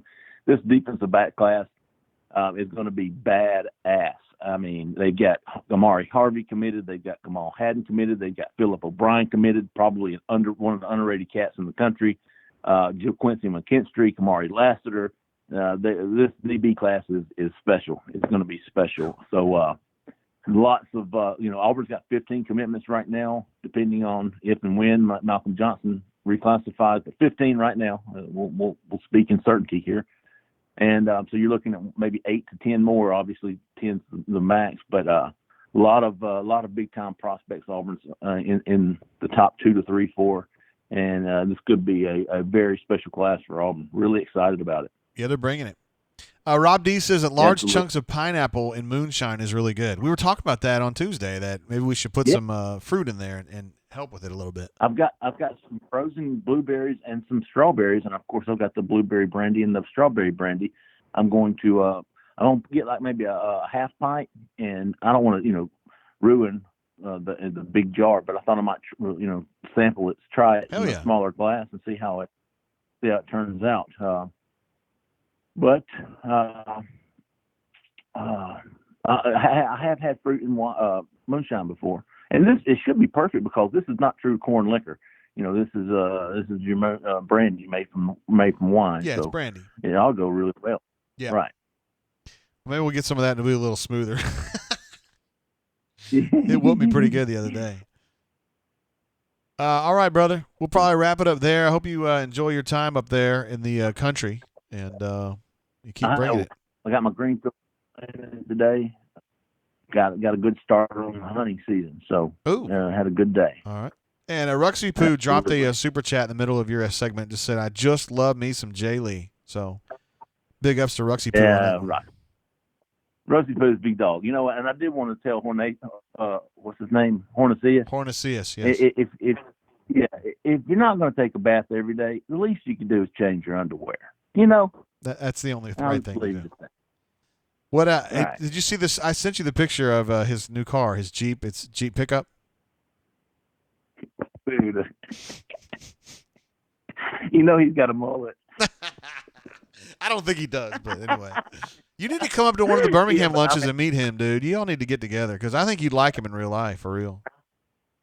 He's he's an inner mullet. If he was out rocking the mullet, he's got it on the inside. All right, brother. You have a good time. I'll see you on Tuesday, all right? Peace out, big dog. See you, bro. There he goes. Jeffrey Lee, Hall of Famer. He just couldn't get over the fact that Hornacea had gotten a Jeep pickup. He just thought that was like the perfect truck for him. I didn't really understand it. I mean, because they're from the same area. Maybe there was like a sense of humor that I didn't get. But, whatever. Oh, Valley Tiger in the house. Checking in, finally getting to watch live again rather than on tape delay. Glad to have you, Valley Tiger. It's kind of a new face around here. J-Rob AU's been involved all night. Glad to have you here, brother. Great Gamalker poster. Let's see. I think I missed some stuff, Rob D. Oh, George Merritt, I want to give you credit, though, for getting me straight on the jersey situation. That Flash had switched over to one. I forgot about that. So we kind of messed up that a little bit. But it's just, sometimes when you're on live, you're not necessarily thinking straight. It can be tricky when the camera's on you or whatever. Ruxy Poo says Hornacea loved the cats. He does. We have not seen him tonight in here, at least that we know of, unless he's hiding as somebody else, which I doubt he is. But we would love to make fun of him if we could. He's actually a really cool guy. That's why we make fun of him. He's one of my favorites. He's just a funny person in real life. He's very hyper, and he looks like an emaciated Popeye. Emaciated gray Popeye. That's what he looks like to me. If he put a corncob pipe in and like sucked down some spinach, I would definitely think it was Popeye. I don't know if Warwick agrees with me on that. Warwick met him. If he's still posting. I don't know if Warwick's taking a break or not. Let's see. Ravine's talking about the Johnny Drum Private Select or Private Label. A very, very rye-y bourbon produced by Willett. And, yeah, it's not really my thing, but I know a lot of people like it. I do feel a connection to it having been there when they make it. All right, we got a call coming in. Hey, caller, how you doing? Welcome to the show. Hey, what's going on, JGT? I know who this is. This is my man, Hall of Famer Ruxy Poo. How you doing, bro? I'm doing all right. I'm feeling a little tired, sick today, but doing okay. How about you? Yeah, I heard you were a little under the weather. Or you have been, right? Yeah, I had like this weird sneeze attack yesterday, and then today after playing golf all day, I just started feeling like crap. But I'll be all right. You said a sneeze attack? Yeah, like I sneezed like 10 times in a row. I don't know what was going on. Did it mess you up? Well, like my nose was just runny and everything. Like, I don't know. The weather here in Atlanta has been like muggy and kind of rainy all week, and sometimes that makes my nose run for some reason. Wow, okay. Well, I'm glad that you got over those. No, it sounds like it would really hurt, man. I mean, if I sneeze twice in a row, it's a big deal. And here you ripped off 10 in a row. I mean, that could damage your brain.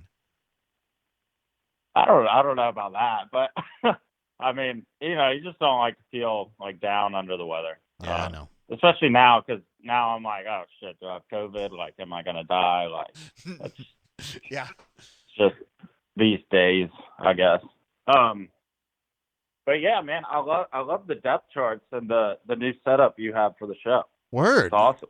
Yeah, we love doing the depth charts to see if we can, I don't know how close we're going to get because, that's not an official one, but still, just to kind of give you an idea of, what we're looking at there. Anybody, like, jump out to you? Are you surprised by anything?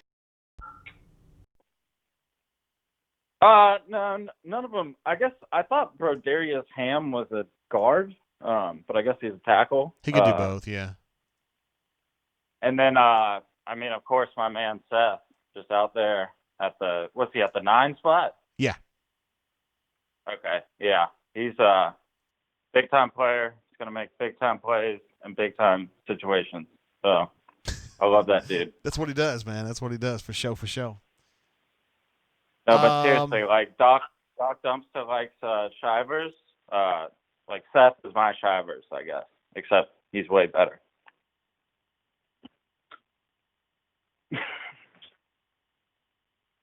Shivers is good. I don't know really where he fits in, but I know he can run really fast. If he gets in the open field, ain't nobody catching him, Yeah, I mean, I think he's really good. Like, I mean, obviously we saw that play against Bama last year, and I don't think Gus's offense last year was like evolved enough. I don't know if that's the right word, but to use like players in specialty positions, kind of like Shivers should be. Yeah.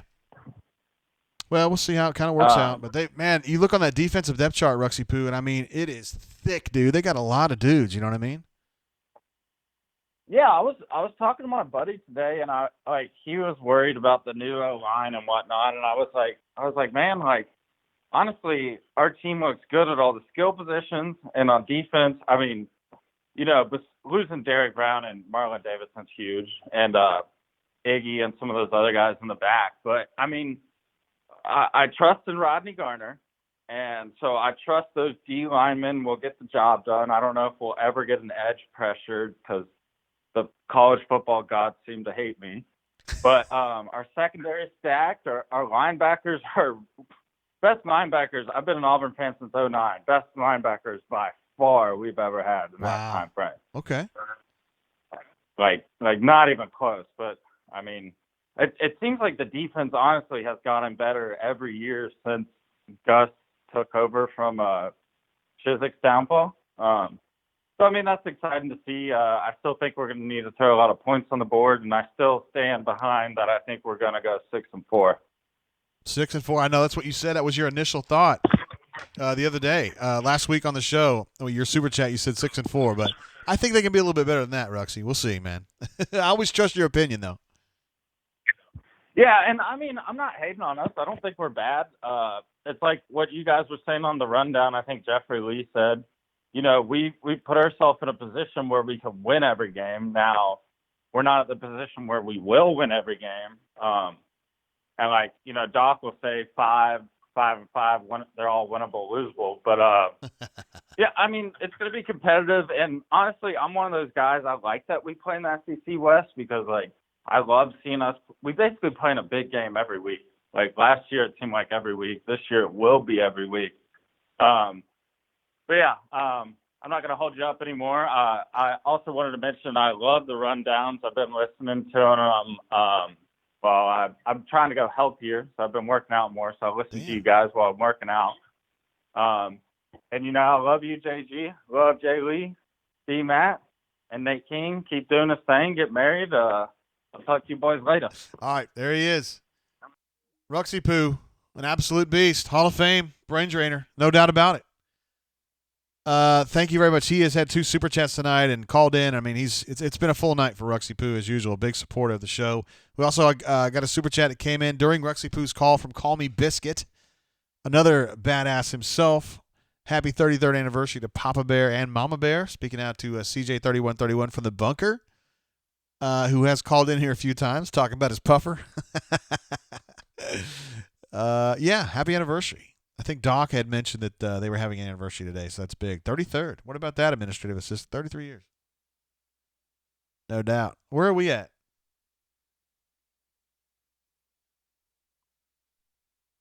Let's see, we got married 97, so 07, 17, 20, 23. 23, yes. I passed math, guys. And we also had a super chat. Let's see, we had a couple, man. I want to give everybody proper sorting here. We also had a super chat from Mr. Hickory. Man, Bunker Hall of Fame for sure.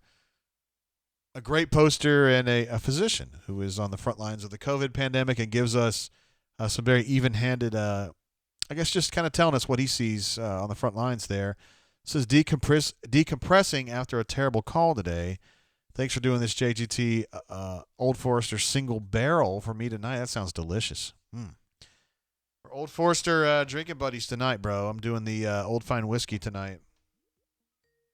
Hold on, I'm going to take that call in just a second, but I did want to give a shout-out to Fat Crack, who also had a super chat as well during Ruxy Poo's call. It says, do not know if it's been mentioned already, but Tank looked good in the very short clip today. Very excited about what he can add to the backfield. Tank is a bad, bad man. I expect him to be a very good football player. Maybe taking that job this year. I don't know. We'll just have to kind of see. There's little things he's got to do. Does he hit the hole right? Does he take time to diagnose the situation before he just picks something? That's what we saw with Booby, and it kind of led to some problems. Does he hold on to the football? Can he pick up a blitz? Is he lining up the way he's supposed to be, or does Bo have to keep turning around and tell him to shift back the other way? There's a lot that goes into it, but I think Tank Bigsby gives you the home run threat that Auburn's been missing lately. You know, I thought DJ was going to have that. He looked pretty good last year and at times, but I don't know, is always a home run runner. Now, Shivers is, but it seems like he doesn't have a lot of stop-start agility. He kind of has to have a lane and then just zoom through it. He can't really – the way the carry-on was so good about left, right, 2 holes over, cut it back. I mean, carry-on was really good at that. That's not something that Shivers does very much of. We'll have to see how Tank does with that. See if he's more of a straight downhill guy, or if he can end up being – in high school he did a lot of dancing. Not too much, just some. But we'll have to see what Tank can do. It's a little different when the lights come on, I think Patrick Fain Dye would say that. But thank you to our super chatters there, Mr. Hickory, Call Me Biscuit, and Fat Crack as well. Of course, Ruxy Poo had a couple as well early on in the show. We appreciate him doing that as well. Let's see. AU Storm is still pushing folks to give me the thumbs up, the 100 likes. The likes, I think we're at 33 is what I'm seeing on my dashboard here, which is great. Thank you guys for pushing that. We also cracked 100 viewers, which we have not hit since since the bowl game, I don't think. There may have been a basketball game or two on a Saturday night that we hit that number on, but glad to have you guys. Glad that the show is stable tonight, and we're not having any people dropping out. Uh-oh.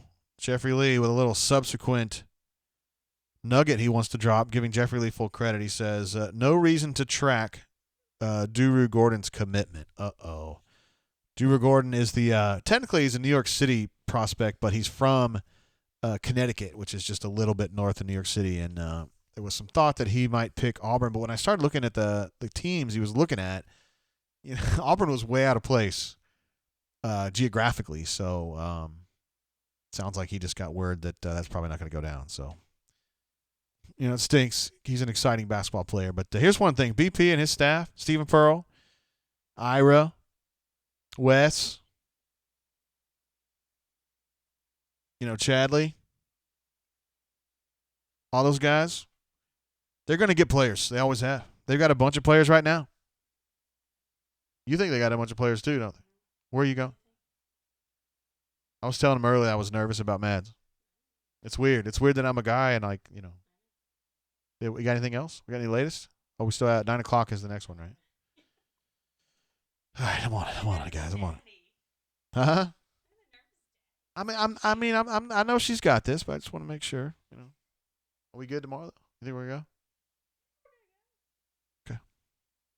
I'm nervous, guys. Love doing the show though.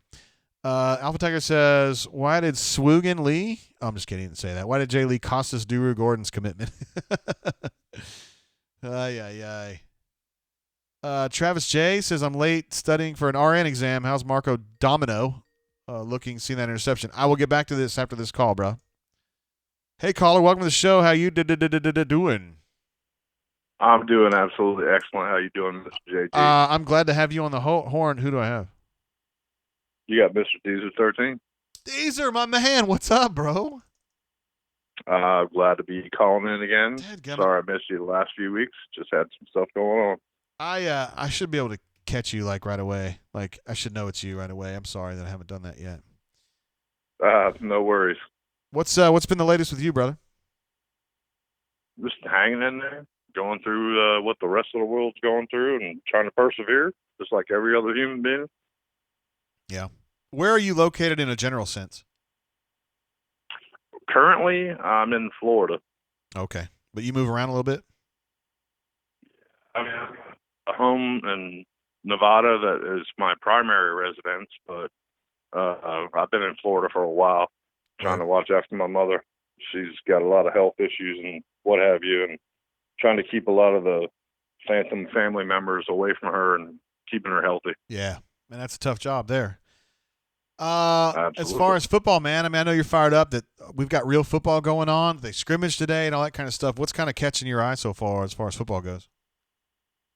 I'm just loving the fact that we're moving into it hardcore here. I'm hoping we don't have any hard wall stop at any point. And sounds good from what they're saying as far as the testing and things like that. Love the fact you guys put out those depth charts. That was awesome, just for us to look at, irregardless of the lack of information and things like that. I wish we'd have got a little bit more detail from what Gus was telling us about what actually happened, because we want to hear who scored touchdowns and made tackles, and yeah, things like that. Mm-hmm. Absolutely, I'm elated.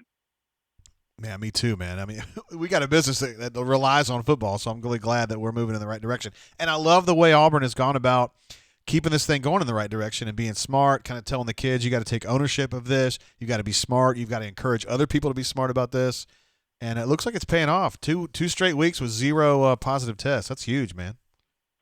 That absolutely is. And you hear, the things from the kids, and I'm not a big Twitter guy. I'm an older person. I don't really go on there. But when they post on the bunker, the kids are posting things about, I want to play, so I'm doing this, and I'm not doing that, and things like that. That's awesome. Yeah, it's pretty cool. I mean, there's a lot of sucky things going on, but the way that this program has come together, and other programs too. I don't want to say it's just Auburn, but the ones that have done a really good job with the numbers, and Auburn is right there at the top. It's cool to see the way that they all come together, and it's very encouraging. As far as the team goes, Deezer, what do you like and what are you looking forward to this year? I mean, I'm definitely looking forward to a game first and foremost, of course. But after that, I mean, there's a couple guys I'd like to see what happens with them, and the young guy, I guess Johnson, the wide receiver, they have on the depth chart or you guys have on the depth chart at like the 5 somewhere.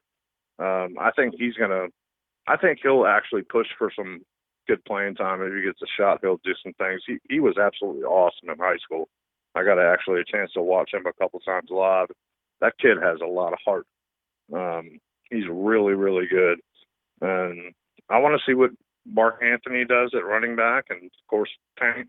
And you may have a situation where they already have foreseen it because of the attrition that you're going to have Bigsby and maybe Mark Anthony having a much bigger role, and they already knew that was coming and explained that to people.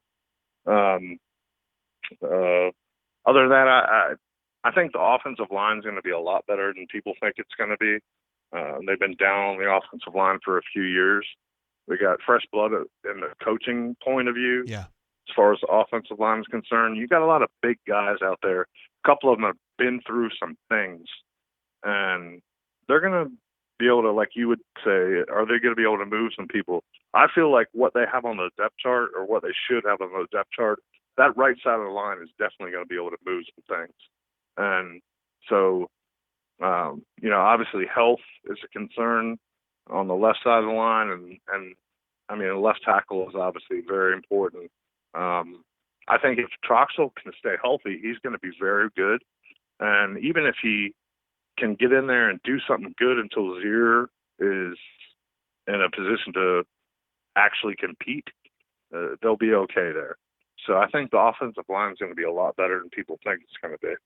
Yeah, I mean, for me, I think they're pushing for SEC average, but if they get there, I think this team's going to be good. They're going to score a lot of points because you look at the other dudes, they have a lot of wide receivers. Their top guys are really good. I think their bottom guys are really good. Tons of dudes at tailback, tons of options at tight end and H. So there's a lot of potential on that side of the ball, and I happen to think Chad Morris is an absolute badass. But we'll just have to see how it comes together. Still got a little ways to go. I definitely agree with the Chad Morris aspect of it, and I think that, I mean, there's a lot of trepidation as far as Auburn fans are concerned, as far as Gus allowing him to take a firm hold on that offense and keeping it throughout the season. But, if you want to be a good fan and just relax and look into it in a positive aspect, I think that that's a guy who can absolutely take that position, and he's going to do things that Gus is not going to be able to argue with, because he's going to have success from the beginning. And you're not going to have a game, even with the way the schedule is set up, where he's not going to have success, because he's going to be throwing things at teams they have not seen before from Auburn. And that's going to throw other teams off, and we're going to have success. Yeah. So, and you have the talent at the tight end now that they absolutely have, and it's going to be ridiculous. I'm looking forward to it. Yeah, they've got a lot of potential there, and just going to be a matter of putting them all together. I have more faith in Chad to get it all put together. I do. I think he's going to be really good. So there you go. Definitely. Deezer. I don't have any issues on the defense either, man. I'll let you get somebody else in here. No, that's cool. I appreciate you taking my call again. All right. And you guys have a great rest of your evening. Thanks for everything you do, and we'll be here with you. Deezer, appreciate you, brother. All right, my pleasure. See you, man. Bye. There he goes, Deezer. Definitely got his eyes on that offense. Probably just because he's not worried about the defense. He knows Kevin Steele is going to do work, and he's got players. One thing that was just kind of weirded me out, when we get super chats in the call, during the call, I like to make sure that I get to them because they deserve all the love and credit. AU Storm had one right there. Press the like button. It's not that hard. It's one click. I think I'm showing 46 likes, which is a lot for one of my videos. So appreciate you guys jumping in on that. And I posted it once, but I want to post it again. Mark Smith jumped in to say, AU Smitty here. First time from me since basketball season. Great job as usual, JGT. I appreciate you, AU Smitty, for jumping in there, sir. Glad to have you. I hope you've given me a thumbs up. I'm just teasing. You don't have to. Somebody had a thumbs down earlier. Some smarty over there. It sounds like something the 5-Star Bandit would have done, or Hornesius. But we're glad to have Power Man here in the chat. Let's see what else we got. What he was saying. He was apparently at a wedding tonight. 30-minute ceremony. That's good. That's my kind of ceremony there. Convenient reception. Great couple married off, and I'm on the couch by 8:30. I mean, that's a slam dunk right there, brother. We've all been to a few weddings that dragged on just a little bit. Of course, we've all seen some marriages that have dragged on a little too long too as well. But that's a whole different deal. Doing a little bit of I bet I know who this is. Hey, caller, welcome to the show. How you doing? Hey, G. Yo, what up? Auburn alumni. Hey, how you doing, man? It's been a minute. Yes, sir. How are you, sir? I am great. I'm glad to have you back on the. Oh no, it messed up your name on my thing, but we'll just have to deal with that. It's awesome to have you back on the show, brother. You know we love you. I appreciate it, man. Yeah, you and I are on the same wavelength. You were talking about Weezer, and I was helping the wife out hanging some lights on our what do you call it, gazebo, I guess, in the backyard, and I had actually the all kind of Weezer going on. So word. It brought me back. Made me feel old when I'm sitting there going, wow, like the Sweater song's like 26 years old. Oh man, it's getting away from me, dude. I remember when that was new, dude. Yeah.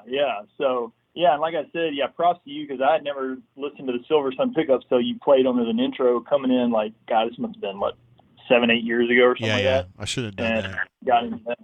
They're awesome. So, that gets me into arrears with the copyright people, though. They don't like that shit at all. Oh, really? No, they don't like that at all. But they just got to deal with it some. Well, yeah, I just figured I'd call in and talk some foosball since it's looking more and more like we're going to have some foosball. Hell yeah. So, you know how, I mean, I'm sure I'm not the only one, but it was really hard for me to really get into anything till probably about a week ago, I guess, because I just, in the back of my mind, I kept saying this is not going to happen. But I really, from all indications, I really think it's going to happen now. I mean, I'm barring some horrific outbreak across all the schools. I just don't see how it's not going to go now to me. So, yeah, now the juices are starting to flow here, and you can actually okay, let's see what we got this year. So, so I know what you're talking about, dude. Same? Yeah, hell yeah, man. I had a hard time getting into gear, and I had to say I'm still kind of in half gear. Unfortunately, Brian and Nate have been doing an awesome job, but it's just tough for me because I just feel like I want to get to the first game, and then at that point, maybe I have a feel for it's actually going to go. It's almost like I can't believe that it's actually going to go, but I do think it is going to go. I really do. Well, I will say this: if it goes all the way through, this could be the most fun season across the board that I can think of in a while. Just because being able to experience a 10-game conference only, everybody playing everybody in the league, essentially type of a year is just awesome. Whether we get obviously you'll have folks talking about if there's a playoff, and I'm sure there will be, but if there's 3 conferences and we, crown a champion, I'm sure there'll be, the Big Ten and Pac-12 folks will say that there's, the big asterisk there. But regardless of that, outside of that, just speaking SEC, I mean, this is awesome if it goes like I'm hoping it'll go. So, yeah. I am a little, I have a lot of respect for Stoops. I think he's probably one of the more underrated coaches in the country. What he's done. I know everybody was like, well, they didn't really beat much of anybody, but I mean, the guy's consistently winning. What are they averaging, about 8 wins a year now? Yeah. The last several years. I mean, they broke the ceiling. Was it last year or 2 years ago? I can't remember. 2 years ago, where they won, I think, 10 games or 11 games. But they've really built a nice program up there. A lot of physical guys. Isn't Jimmy still coaching up there, Brumbaugh? I think he left Kentucky, but Eddie Grant is still there. So I mean. Beast. And I love me some Eddie Grant. I mean, that was, I was in school during the Tubbs era, early 2000s, late 90s. So, Grant's just a really nice guy and heck of a running backs coach and a heck of an offensive coordinator. So it's good to see him succeeding over there too. The internet says that Jimmy's now at University of Tennessee. Oh, okay. For what it's worth. So, yeah, I had a funny thing. I had Jimmy and I were lab partners back at Auburn. Super nice guy too. Really like Jimmy a lot, but hoping he keeps climbing the ladder. There's quite a few ex-Auburn guys now out and about in the coaching profession, not just at Auburn. It's good to see that. Glad to see a lot of them doing really well too. But Yeah. Just really wanted to touch base. Love the depth chart talks. I didn't call in on the last one. I watched it though on tape delay. But I mean, when you look at what we've got, it's, a lot of people like to rag on us and say, oh, we just don't have the talent. But I mean, when you actually look at the depth charts on both sides of the ball, I mean, there's a whole lot of 4 stars and, high, 5 stars, just really talented guys across the board. And, to echo what some of the other posters have said, I mean, I can't really find an area where I'm like, ooh, that's just super scary outside of the uncertainty on the O-line, which is what everybody's saying. But even so, I mean, we got so many bodies out there at O-line, I would assume that we can find, 5 to 7 guys that we can roll with that'll be good. I have a lot of, hopes for Broham, greatest name ever, by the way. And obviously from what he's gone through personally, I really hope the kid has a great season. But at the skill level, I'm having a hard time remembering where we've had this much across every position where there's potential to be really good. I mean, you're starting your receivers. You've got a potential, like you said, All-American Seth. You're raving about Frazier. The guy's he's like 6'7", 270. Yes. And can catch. I mean, that is absurd. I mean, and that if he's everything we think he is, and knowing Chad and what Chad did was Lance Leggett, I think he had at Clemson when he was there with Boyd, but he really used him as a massive weapon, and he could that guy could be money in the red zone. But you look at them, you look at DJ, Tank, Mar.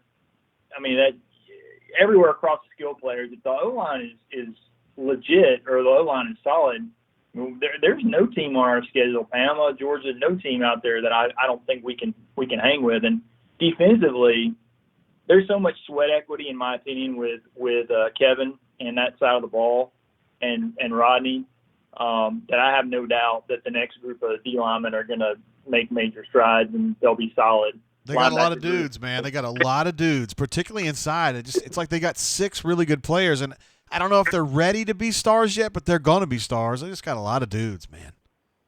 Yeah, well, and the kid that I like, he's not inside, but he was.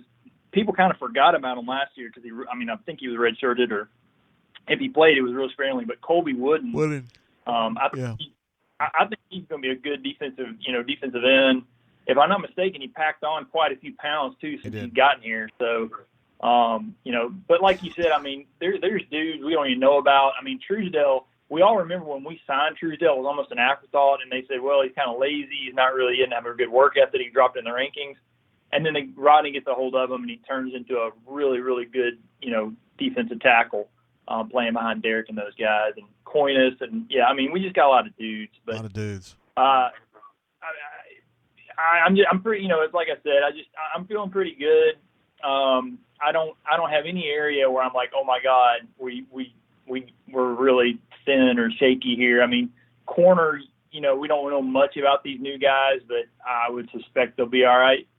But yeah, man, I mean, and in regards to the schedule, you catch Georgia and Alabama in a year where there's going to be a raucous, 20,000 people in the stands. So if ever we wanted to have the at Georgia, at Bama year, right. COVID year's a good year to have. Exactly. It's perfect. It's perfect as far as that goes. Absolutely.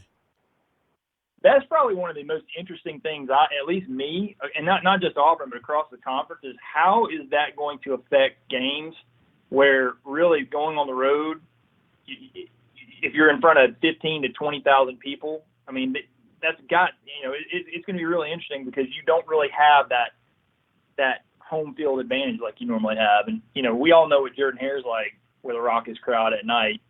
So it's going to be, really interesting to see how it's really going to be much more about the X's and O's on the field and a lot less about how to handle the crowd, so to speak. So, yeah, you know, very my thought was that without a crowd, it would be better for underdogs. And in the NBA, where they're playing in the bubble and there's no crowds at all, you know, it seems to kind of even it out. You know, the home team doesn't really have a home advantage, and you see a lot of more upsets, it seems like. So maybe we're going to see that in college football as well. Yeah. So, I mean, and then the one other thing I mentioned on the chat or whatever, but I guess one real positive COVID stuff, you know, Killian, he's had an extra month really to get where he needs to be, since we're not starting until almost the end of September. So, you know, hopefully he, you know, I like that his weight's close back up to 300 pounds, but if he's close to what he could be, you know, him and Troxel and you know, Froham, I mean, I'm excited to see what the potential is of this new group, but I know I've just been yapping away here, but basically I'm thinking pretty positive on what we have, hoping we have a season. Yeah, I mean, I'm definitely a little worried about Kentucky right out of the gates just because they're so, you know, they're pretty seasoned on both lines of scrimmage. You think you have any reason to believe Gatewood is going to be approved, or do you think that that's not a likelihood? I don't understand how the NCAA is just kind of letting some guys go and other guys not. I don't. It doesn't seem like there's any rhyme or reason, but I think that Terry Wilson, who is their starting quarterback, I think he's the guy you got to worry about. I mean, I love Joey. You guys know that, but I don't think he's going to be the guy to torch Auburn this year. No, and Wilson's got legit track speed. I mean, that guy, if he breaks out of the pocket, he can outrun just about anybody on our defense. So he's good. He is, yeah. So anyway, but I'm hoping for a good season, man. Good to talk to you. Good choices on the music, and yeah, man, just keep watching and waiting for some foosball. Appreciate you, Auburn alumni. You be good, brother. Hi, buddy. There he is, Auburn alumni. Called us a bunch of times. Been a big caller. He called us a lot during football season last year. Called us, called us a couple times in basketball season and then earlier in the summer. So we're glad to have him on here. A very technically gifted caller. That was a lot of technical stuff. We had several super chats during that call. It always makes me nervous because I want to make sure you guys get your full credit for that, you know, because you guys are beasts. Fat Crack jumps in with another super chat, his second of the show. JGT, the caller, just mentioned tight ends. What are you hearing, and what are your thoughts on that position if we will actually use them? Thank you, sir. Yeah, so I think BMAT was kind of pushing Gus today about some information about the tight ends. He said they had 5 or 6 catches, I think is what he said. I don't have my notes right in front of me. We weren't given stats or anything. But Brandon Frazier, I know, had one of those catches, and he hold on, let me finish this. He specifically singled out Brandon Frazier and J.J. Pegues as guys that were playing. I don't know if he said well today or – got to turn that – hold on, I got to turn Skype off for just a second because I want to get through this before we take another call. So, I don't know about – I like John Chamushenker. I know he can do that. Luke Deal, Tyler Fromm, you know, I just don't know enough about them. Luke was playing a little bit last year, but just kind of in odd spaces, and he didn't get a lot of time. Tyler was hurt, so I don't know what to expect from him. And then, of course, you guys know I love Brandon Frazier. And then JJ, I don't know where he fits in, but I know he fits in somewhere. I just have to figure out if it's an H or if he's a tight end or hell, if he's a tackle. I don't know what he's going to do. That guy can do a lot of different stuff. But thank you for the super chat, your second one, sir. Ravine jumps in again. We always have Ravine's support here on the show. He's always involved in the chat. I still don't know who you are on the bunker, but I bet you're a badass. It says, great show tonight, JG. Keep doing your thing. Appreciate you, Ravine. He had some scoop the other day about, 2 shows ago, Ravine? About the football complex that nobody's really reported yet. We haven't been able to get our pause on that information. But it sounded like you might have had some insider information on that one. And KCC jumps in and says, Jill Arrington's hotness. Yeah, we love Jill Arrington, of course. I mean, we all do. Everybody does. I mean, we've always got the gals we adore, which we usually do later in the show. But Jill Arrington there in the fuchsia on the left.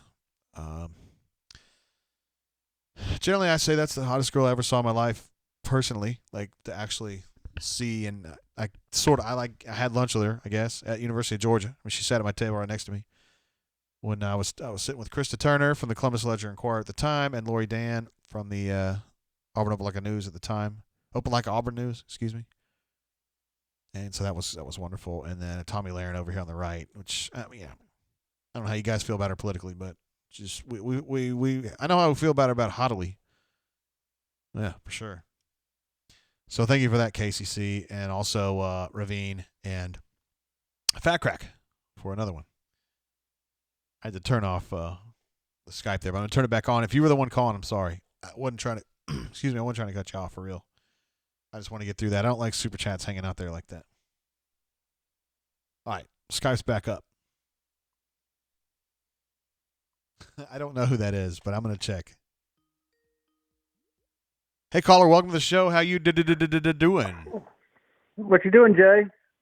Is this Power Man? This is Power Man. Power Man Jr. is in the chat. Yeah, he's giving Alpha Tiger heck, like what she likes to do on a Saturday night. Hey, how awesome is it to have something to talk about that is tangible, that's on the cusp that's actually going to happen. I know. Versus where we were in June on Saturday nights when we were just calling to just talk to each other. I know. I didn't feel right about going too deep into football back then, but now I feel like we're going to really do this thing, We're going to do it. I truly believe we're going to do it. So that's very encouraging, and I love getting all the intel, man. I love hearing about this guy and that guy. It's all. It feels like old times, Yep, absolutely. It makes it feel normal. So tell me about the offensive line. What do we think? Are we SEC caliber? Possibly. I think best case scenario, you're SEC average. Yep. I mean, I just have questions. There's so many dudes there. I'm going to go ahead and pull up the depth chart. There's so many dudes there I just don't know. I mean, like Austin Troxel, I know he can move people around, but he really hasn't done it yet. Tayshawn Manning, same thing. Nick Brahms has been solid, but not spectacular. Keandre and Brandon Council, I mean, I just don't know what to expect from them. And then Broham, I know I like him. I just don't know if I like him better at guard or tackle. But, it's a lot of dudes that, they're too deep is good. Cam Stutz is a good player. Jaleel Irvin's a good player. Brendan Coffey's a good player. Killian Zier is a good player. So, I mean, they got a lot of dudes, and I think it's just a matter of getting your best five and figuring out what you can do with them. To me, Power Man, though, I mean, best case scenario is your SEC average at that position. But if you do that, I still think they're going to score a lot of points because they got really good players everywhere else, Yep. So is Matthew Hill – so the bunker was spun up that he didn't get in the wide receiver rotation last year. And then I see today on BMAT's report that he's now switched to defense. Does he have an Iggy-type upside? Oh, I don't know about that. I mean, he hasn't even been over on defense long enough for me to really assess that, I mean, I asked about that maybe 3 weeks ago, and now this was before they had started practice, and it was just like, dude, he hadn't even played over here yet. I can't assess. Right. So right. I don't know what to say yet. It's just so far out, Yeah. But there were people that were really confident that Iggy was going to be good on defense. So, is there a confidence about it, or is no, he just not the way is he a guy without a position and they're trying him somewhere else? Not the way that Iggy was. No, I don't sense it's like that. No. Yeah. So. Hey, now it's JJ Tate from AuburnSports.com. Hello, hope you're having a great Saturday. The head coach Gus Malzahn. That sounds like that our little bubble's working. Sounds like I think the rest of the teams are putting their bubble together, and I truly think we're going to play football. Well, that would be awesome. There's no doubt about that. Yep. Well, I rubbed shoulders with Jay Jacobs today. Hey, brother, it's so good to see you. The wedding was Sydney Waldrop. We put it on. Figgy and I put it on the bunker. She was a softball player. Oh yeah. I know you're talking about. Yeah, so she's a friend of ours, so it was good. But anyway, it is a fantastic time it feels like fall. It feels like it's on the way, and it feels like we're gonna be playing in the big. What do you make of the Pac-12 not making any fuss whatsoever? Irrelevant, and I think they're. I do too. I think they're done. I think they're done competing for championships. I don't know about that, but they got some work to do. I mean, they just got ahead of themselves. The players did, for sure. I think they had revenue problems before, and I think this just exacerbates it. I don't know. I just think it's bizarre. It is weird, but it's good to be where we are. Yeah, I'm just glad we have football, man. And then if the football works, then we're gonna have basketball, and that's great, you know. That's exactly right. So hold on, somebody wants to say something to Alpha Tiger real quick. All right.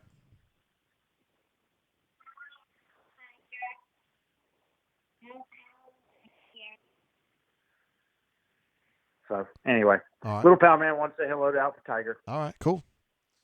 All right. We'll have Little Power Man Well, and good Big Power talk to Man you. as well. Yep. So we'll talk to you next Saturday. All right, bro. See ya. All right. Bye-bye. Power Man and Power Man Jr. There he is. Sorry about that superfluous soundbite in the middle of that. I just messed that up. Totally my fault. Just this program, yeah. I just got to be a little more careful with that. So I'm good. I bet that Little Power Man was going to call Alpha Tiger a swoogin. That's what I was thinking. So I was trying to, when we were talking to Power Man, Ruxy Poo had asked about Summer Rae. I didn't know Summer Rae. I was going to pull over a picture here. This is one of the cleaner ones. I think is she a wrestling girl? Something like that. There was another picture I was trying to pull off, but it didn't work. So we had to go with that one. But yeah, I mean, yeah. If you're into like super thin girls, I think she's a winner for you. I was gonna see that there's a couple other pictures that are probably worth looking at. Yeah, I can't really. It looks like she's maybe a wrestling girl. I'm not familiar with her personally.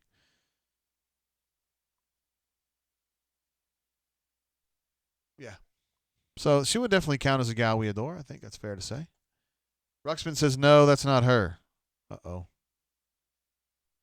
right, we'll take her down immediately. I mean, which is this a joke? I don't know.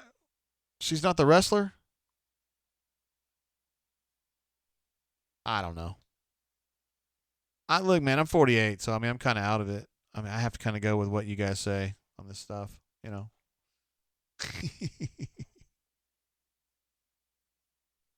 Oh, Addison Rae. Oh, that was a little different.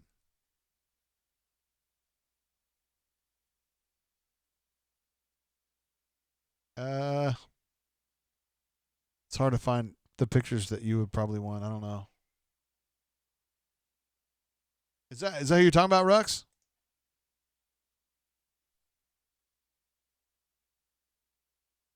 I don't know. I'm usually really bombed when we're doing this. It's kind of weird to be like mostly sober doing this. This girl you're talking about right there, Ruxy Poo? That is Addison Rae from TikTok. She seems like a nice girl. She probably would like to talk about Auburn right now. If we were doing that, but we're not. And also, I like to always keep in mind, Power Man Jr. is watching the show, and we want to try to keep these pictures nice and happy. You just want to appreciate the gals for who they are. I mean, it's all good. I'm glad that KCC's on board with me, though, Jill Arrington. They're all second to Jill Arrington. Ruxy, I don't know what to tell you, brother. He says he doesn't know Addison Rae. She seems nice, though. What if she liked you? Wouldn't you want to do that? I don't know. Seemed like the depth charts were pretty hot tonight. Seemed like everybody had a good time with that. Had a few questions about what we were drinking tonight. I am drinking Old Forester Old Fine Whiskey, as you can see right here. I've had about, 20% of that bottle tonight.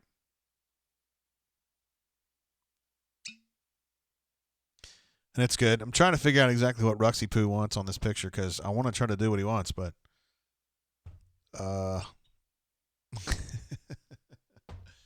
this is not explicit. I mean, I didn't know that it was. Anyway, the Old Forester Old Fine Whiskey is delicious.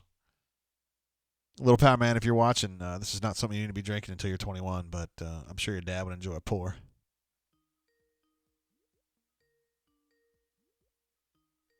We got a call coming in. So we're going to take this one from the 334. Hey, caller, how you doing? Welcome to the show. What's up, JG? How you doing? Does this say you Storm 20? Yes, sir. What up, bro? I know you're not near here tonight, are you? You're out on the other side of the country. Yeah, in the lovely Pacific Northwest, where it's a little weird and I don't really like it, but it is what it is. Well, your wife's out there making money. I mean, you got to do what you got to do. Yeah, so she booked this. She's a wedding photographer, travels across the country, really good at what she does. And she booked this a couple of months ago, or I guess even a year ago, before everything kind of went down. And so she couldn't back out due to her contract clause. So she had to come out here, and she's oblivious to the world in general. And so she had no idea that there were violent protests going on in downtown and all this stuff. And so when I found out she was coming out here, I was like, yeah, no, you're not going by yourself. So I ended up coming out here, and it's not as bad as the media portrays it, of course, but it's only located in one specific area. Everywhere else is fine. So that's good just to hear. Some weird people. It's good to hear. So when she's doing her thing, she's probably working right now, right? Yeah, dude. So every wedding in the spring got canceled or pushed back to the fall. So literally every Saturday for the rest of the year, I'm a free man, which is great because there's a lot of sports to be watched, a lot of bourbon to be drank, a lot of brain drain to be watched. Yeah. So, I can't complain. And so, that's kind of what my fall and winter look like, which is good stuff. So, I'm just kind of hanging out here in the hotel room and been draining. Went across the street to a microbrewery, got some brisket, so it's been a good evening. Damn, that's not too bad. You're making the most of it. I got to give you that. Yeah, it's 75 degrees out here, no humidity. It's pretty nice. I did see an Oregon fan. I was wearing an Auburn shirt, and he gave me a weird look. But besides that, it's not been too bad. Did he want to run his mouth? Because you could just tell him what you think about it. Yeah, I think he wanted to say Dyer was down, but I could be speaking for him. But yeah, sorry about y'all losing that natty. It happens. Yeah. Sorry that no Pac-12 team can beat us, and that they probably. Yeah, it was interesting what Powerman was saying about the Pac-12. I asked someone out here what they thought, and they were just kind of like, it's whatever. They don't really care about what happens in sense, and maybe that's just them being kind of a sidewalk person in the whole matter and not really a football fan. But there's definitely a different vibe out here with that than there is where it's live or die where we are. So I don't know if that's a political thing on their end over here or what, but from our standpoint, it is life, and we need it. And so it's weird. That's for sure. Yeah, we need it. We need football. It's serious. It's a way of life down here. And in California, which is where I grew up, but on the West Coast, it's just kind of a hobby more than it is here. It's religion down here almost. Yeah. It was so good to hear old Gus back on the teleconference today, even if it was the most bland information that he typically gives. It just warmed my heart and made me smile the whole time to hear that. And just like you said just a minute ago, just to have substance and something that we could talk about that is actually going on, and we have something to look forward to, which was the hardest part about this whole thing over the past few months, is that, we haven't had really anything to look forward to. And now it's giving us a spark, and especially, myself and my friends and just the bunker in general, just something to focus on and be happy about, and to just talk about the future, because for a little bit there wasn't much to talk about, like what Power Man was saying. And so it's good to have something of substance and something of well, how is this guy going to turn out? Well, he's doing this, doing that. It's refreshing. Yeah, for sure. Believe me, I'm stoked about it myself. My professional fortunes are tied up in football, so I never really thought that we would not have football. I'm talking about 2 years ago. It never even occurred to me that we could be in a situation where we wouldn't have it. But looks like it's going well, actually. Right. Auburn's doing a hell of a job with this, so good for them. Yeah, I think they are. I think a lot of SEC schools are to some extent. But, I've seen places where high school teams, when they have one positive test, they just shut the whole thing down for a few weeks. And I don't think that's the answer. But, I think Auburn, in a lot of time that they had to kind of figure out protocols and plans and, things like that, I've been very impressed with what they've kind of done and what they kind of put together. I did, kind of going off that topic, I did have a thought earlier today that I wanted to bring up. With the season being like it is and with an all SEC slate and just the uncertainty of the times that we're in, what does this season have in terms of coaches that may or may not have been on the hot seat, or is there a lot of leeway for coaches, whether they do good or whether they do bad, for this year? Like, are we just going to let this year play out and say, whatever, and then we'll revisit that next year? For example, if some unforeseen horrible reason Auburn goes 3-7, is that just too bad, Gus, you get one more year? How's that going to look for those coaches who are on the fringe? It's a great question. I don't think there's any situation where Gus gets fired. Even somebody like Derek Mason, who's not done awesome at Vanderbilt, and they're going to be terrible this year and get crushed because of their schedule and they suck. But if he goes 2-8 or 1-9, they're not going to fire him. Nobody wants to spend $10 million, or Gus will be more, but whatever. Derek Mason might be $8 or $10 million to get rid of a coach right now. It just doesn't make any sense. You would be killing your tennis programs for 2 years and your golf programs for 2 years. You just can't do that to those kids. So I think, barring some kind of off the field calamity, I'm not talking about Gus, I'm talking about any coach, I don't think they're going to get fired this year. I think they're just trying to get through it, make the money, cash the checks, and move on to next year. And then maybe the judgment starts next year. That's how I see it.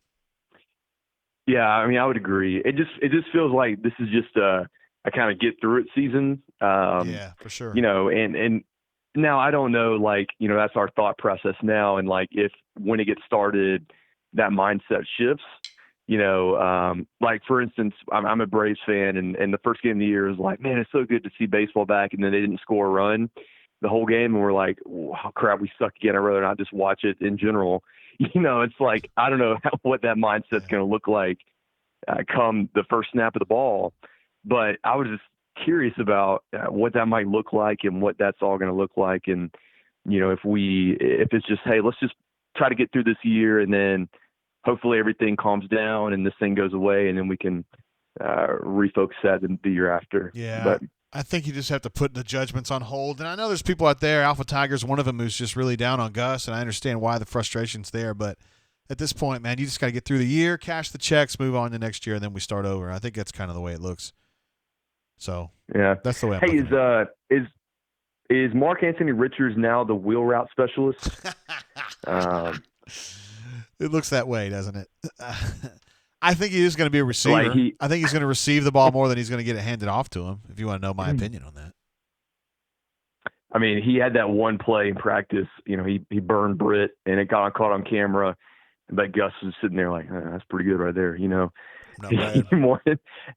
Yeah, the Devin Barrett, Harold Jordan. Yeah, Harold Jordan's going to lose a job and not be the wheel route guy anymore. But Mark, it is going to be interesting to see. If Mark Anthony is matched up with Kenny Britt, he should beat his ass. That's just not Kenny Britt's game, Mark Anthony should be way too quick for him. So, that's a defensive mismatch more than anything. I just don't want to see KJ get shit on too much about that. Not that you were doing it. Some people have, and I just think it's bullshit. Oh, no, I think, in that position, you're not able to get out in coverage quick enough. And it's just it's a drill for the receivers, basically. I wasn't going to do that to him at all. I know how good he is. And he's going to be a monster for us this year. And it's a terrible position for a middle linebacker to be in. So, it's I just thought it was funny that he ran a wheel route and everybody's like, oh, and my first thought was, he's going to be that guy. He's taking Joyner's job. When he's on the field, that's what it's going to be. And it's either that play or the flat throw that, we lost we didn't get on fourth down last year, Georgia, stuff like that. Yeah. But I am very excited just to see a depth chart and something that we can just kind of talk about. And even if, the running back depth chart is going to say DJ Williams or Sean Shivers or Harold Joyner or Mark Anthony Richards, it's just good to see. Yeah. It feels like football, Yeah. It does. And, I just can't wait. I do hope though, it seems like this year we have a lot of talent. And it does seem that way to be the case in a lot of years. And my biggest criticism of Gus, just since, ever since 2015 on, has been the development of talent, and I'm sure we could talk about this for hours, but, I'm just curious to see if it's just the same old, and we just, keep doing what we're doing on the offensive end, or are we actually going to be able to develop some of these guys with the addition of Chad, with the freshman we got coming in, and with Bo's growth and development, with this being his second season. One of the biggest other criticisms is the development of quarterbacks. How's that going to look with Bo this year? Obviously he kind of started getting a little better towards the end of the year last year. Hopefully that growth continues. And also too, is that offensive line going to be able to block for him to allow him to be able to stay in the pocket and throw? That's the thing. Yeah. I think that was a lot of what Stidham had to deal with his second year at Auburn, but that's going to be a huge thing, and a huge thing I'm looking out for this upcoming year is, what is our talent, and has it grown since last year? Things like that we could really see improvements on, and not just, keep running the same plays and so on and so forth. That's what I'm looking forward to the most. That's the thing. I mean, that's where Chad comes in, and he kind of varies it up in a way that Gus just wasn't getting it. He wasn't getting it done as far as that goes. It seemed like he would get in ruts. The LSU one is the most famous example, but he would just get in ruts, and yeah. I don't think Chad will do that. All right, AU Storm 20. I hope not. Go ahead. I'm sorry. Oh, you're good. I was saying I hope not, but appreciate the call as always. Thank you for calling in, brother, and your support on the likes, dude. We're up to 56 likes now, and that is chiefly because of you and Canoe Man and Biscuit, so appreciate you. I mean, it's not that hard to click that button. It really isn't. It's one click. It's super easy. It helps you. It helps get exposure at the brain drain, which I'm all about. So it's just super easy to click. I mean, we got 82 people watching. 82 likes should be up there. It should be. It's not that hard. I agree. All right, AU Storm. Appreciate you, brother. All right, man. Thanks. Have a good one. That's it. All right. I could not appreciate you, AU Storm. You're badass. Thanks for calling in from hundreds of miles away. Oh, we got another like, by the way. Although we have 2 thumbs down. Why would you have a thumbs down about this? Okay, on the Gals We Adore, somebody was talking about this girl named Milana Weintraub. Well, I didn't know who that was. And hold on, let me put this girl away. And that's the girl from AT&T. She is a cutie, man. Good call on that one.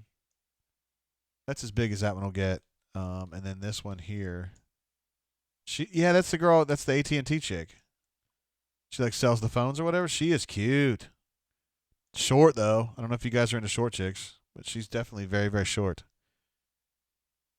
Yeah, good call on that one, guys. I'm totally on board with that one. Good stuff. I couldn't figure out who Ruxapoo was talking about though. We got a big super chat coming through. This one from Warwick. I mentioned you earlier. I don't think you were still here, though. I was talking to you about Hornatius, if you look like an emaciated Popeye. I don't know if you agreed with that or not. Go like the damn page, everybody. Sheet fire. There it is. Thank you, Warwick, for your support, both on the super chat and for the thumbs up. We're up to 62 now. We're doing great. It's going well. Canoe Man says, I have a feeling Mark Richards, I just call him Mark now because that's what Gus calls him. Mark Richards is going to surpass DJ before the year is over. Will not take long for Tank to be RB1. Yeah, I'm curious to see Mark Anthony carry the ball because they love him as a receiver. They think he really has special ability as far as catching the football and then what he does after catches the football. But I don't know if he's going to be an actual tailback. We'll have to see. I think of him more as an Ontario McCaleb, who did carry the ball a little bit in special situations, but really he was really a beast on the perimeter. And I think that's what they were thinking when they signed Mark Richards.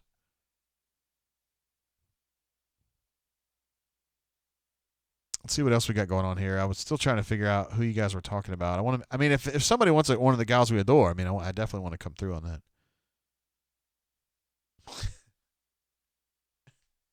You guys are killing me, man. Let's see. Canoe Man says it may be Summer Ray with an O. Let's see if I can figure this out. Good call on the AT&T girl, though. She's lovely. Summer Ray. Oh, okay. This is a girl too, though. This might be who he's thinking about right here. Let's see if Roxy Poo, how he feels about it. You guys are on a little bit of a delay from me. You won't see this for a few seconds. We go to Gals We Adore, and we pull this gal over.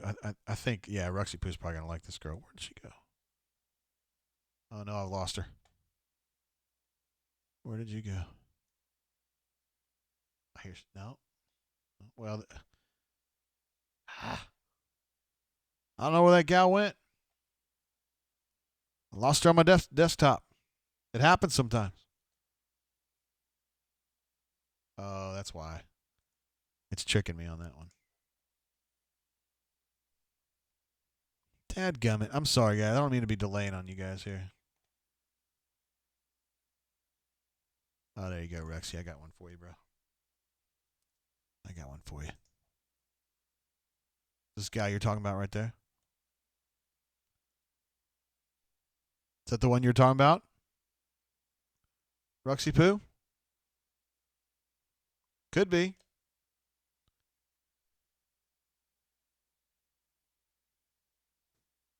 Could be. 69 likes, guys. That's an impressive number. That is definitely our our most ever. Canoe Man says it's the Mark Para number of likes.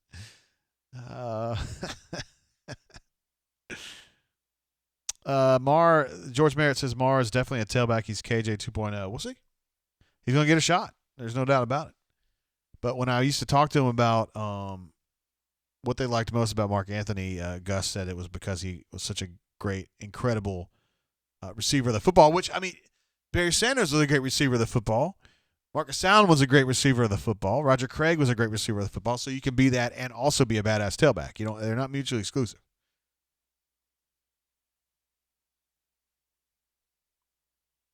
I'm glad to have finally picked out the right girl, Ruxpin. Thank you, bro. I wanted to make sure I got it right for you. And we had a bunch of requests for Margot Robbie. Margot Robbie? That shows you how out of touch I am. Only thing I know her for is she was in that Tarantino film about the Manson. Once Upon a Time in Hollywood. I know she's in some of the like the Marvel movies, but I'm just not. That's not my thing. Not hating on you guys if you're into that. Just saying that's not really my thing. Oh yeah, she's really cute. She's lovely. I don't have a good like the kind of picture that we post in here though.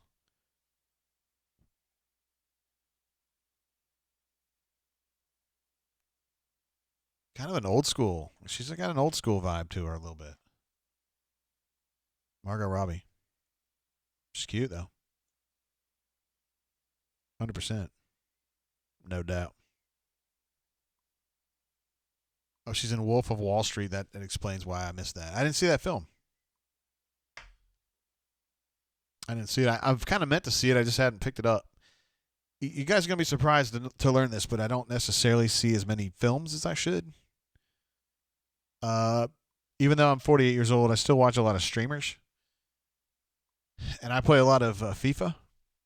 And so I watch FIFA streamers. I don't know if you guys are any of you guys are FIFA streamer fans, but I watched Zwayback and Castro 1021. Back years ago, I actually asked Castro, back when he was like in his first apartment and he only had like, a couple thousand streamers, I asked him some questions about how to get started.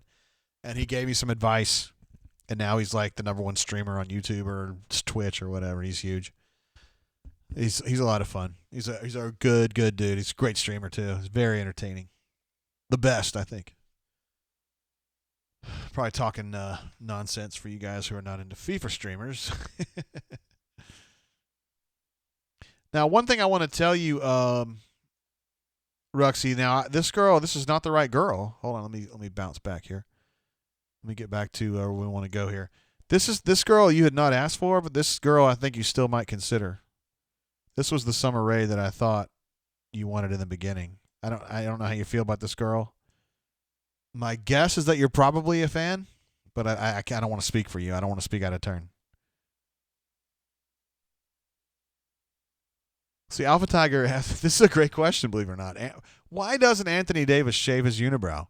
I think because it's like a big deal for him. I think the whole concept of a unibrow is like something he does. Like that's like a thing for him. Ruxpin says, why does that chick on the left get to stay up there? She gets to stay up there because I think she's the hottest, and so therefore, and it's my stream, so she stays up there. Because she's the hottest. I feel like every girl that we look at is secondary to her, but that's one man's opinion, and if you want to do your own stream, then you're welcome to put the other girl up there all the time, which we would, I mean, I'd fully support it. I would super chat you, too. I appreciate your support, though. You're the best. I'm just saying, she's super hot.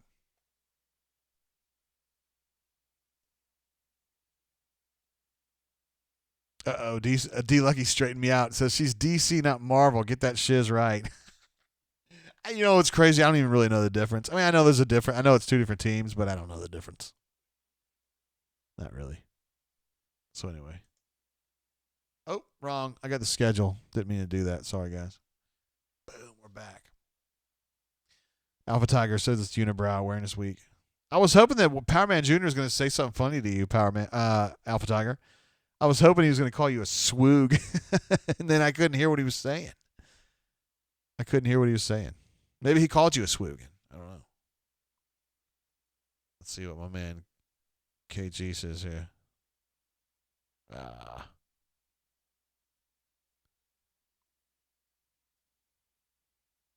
Oh, yeah. My man KG was on the stream tonight. I think it's the first time he's been on in a while. And he said, I didn't know you were doing bikini pigs. Hell yeah, we're doing bikini pigs. Of course. Why wouldn't we?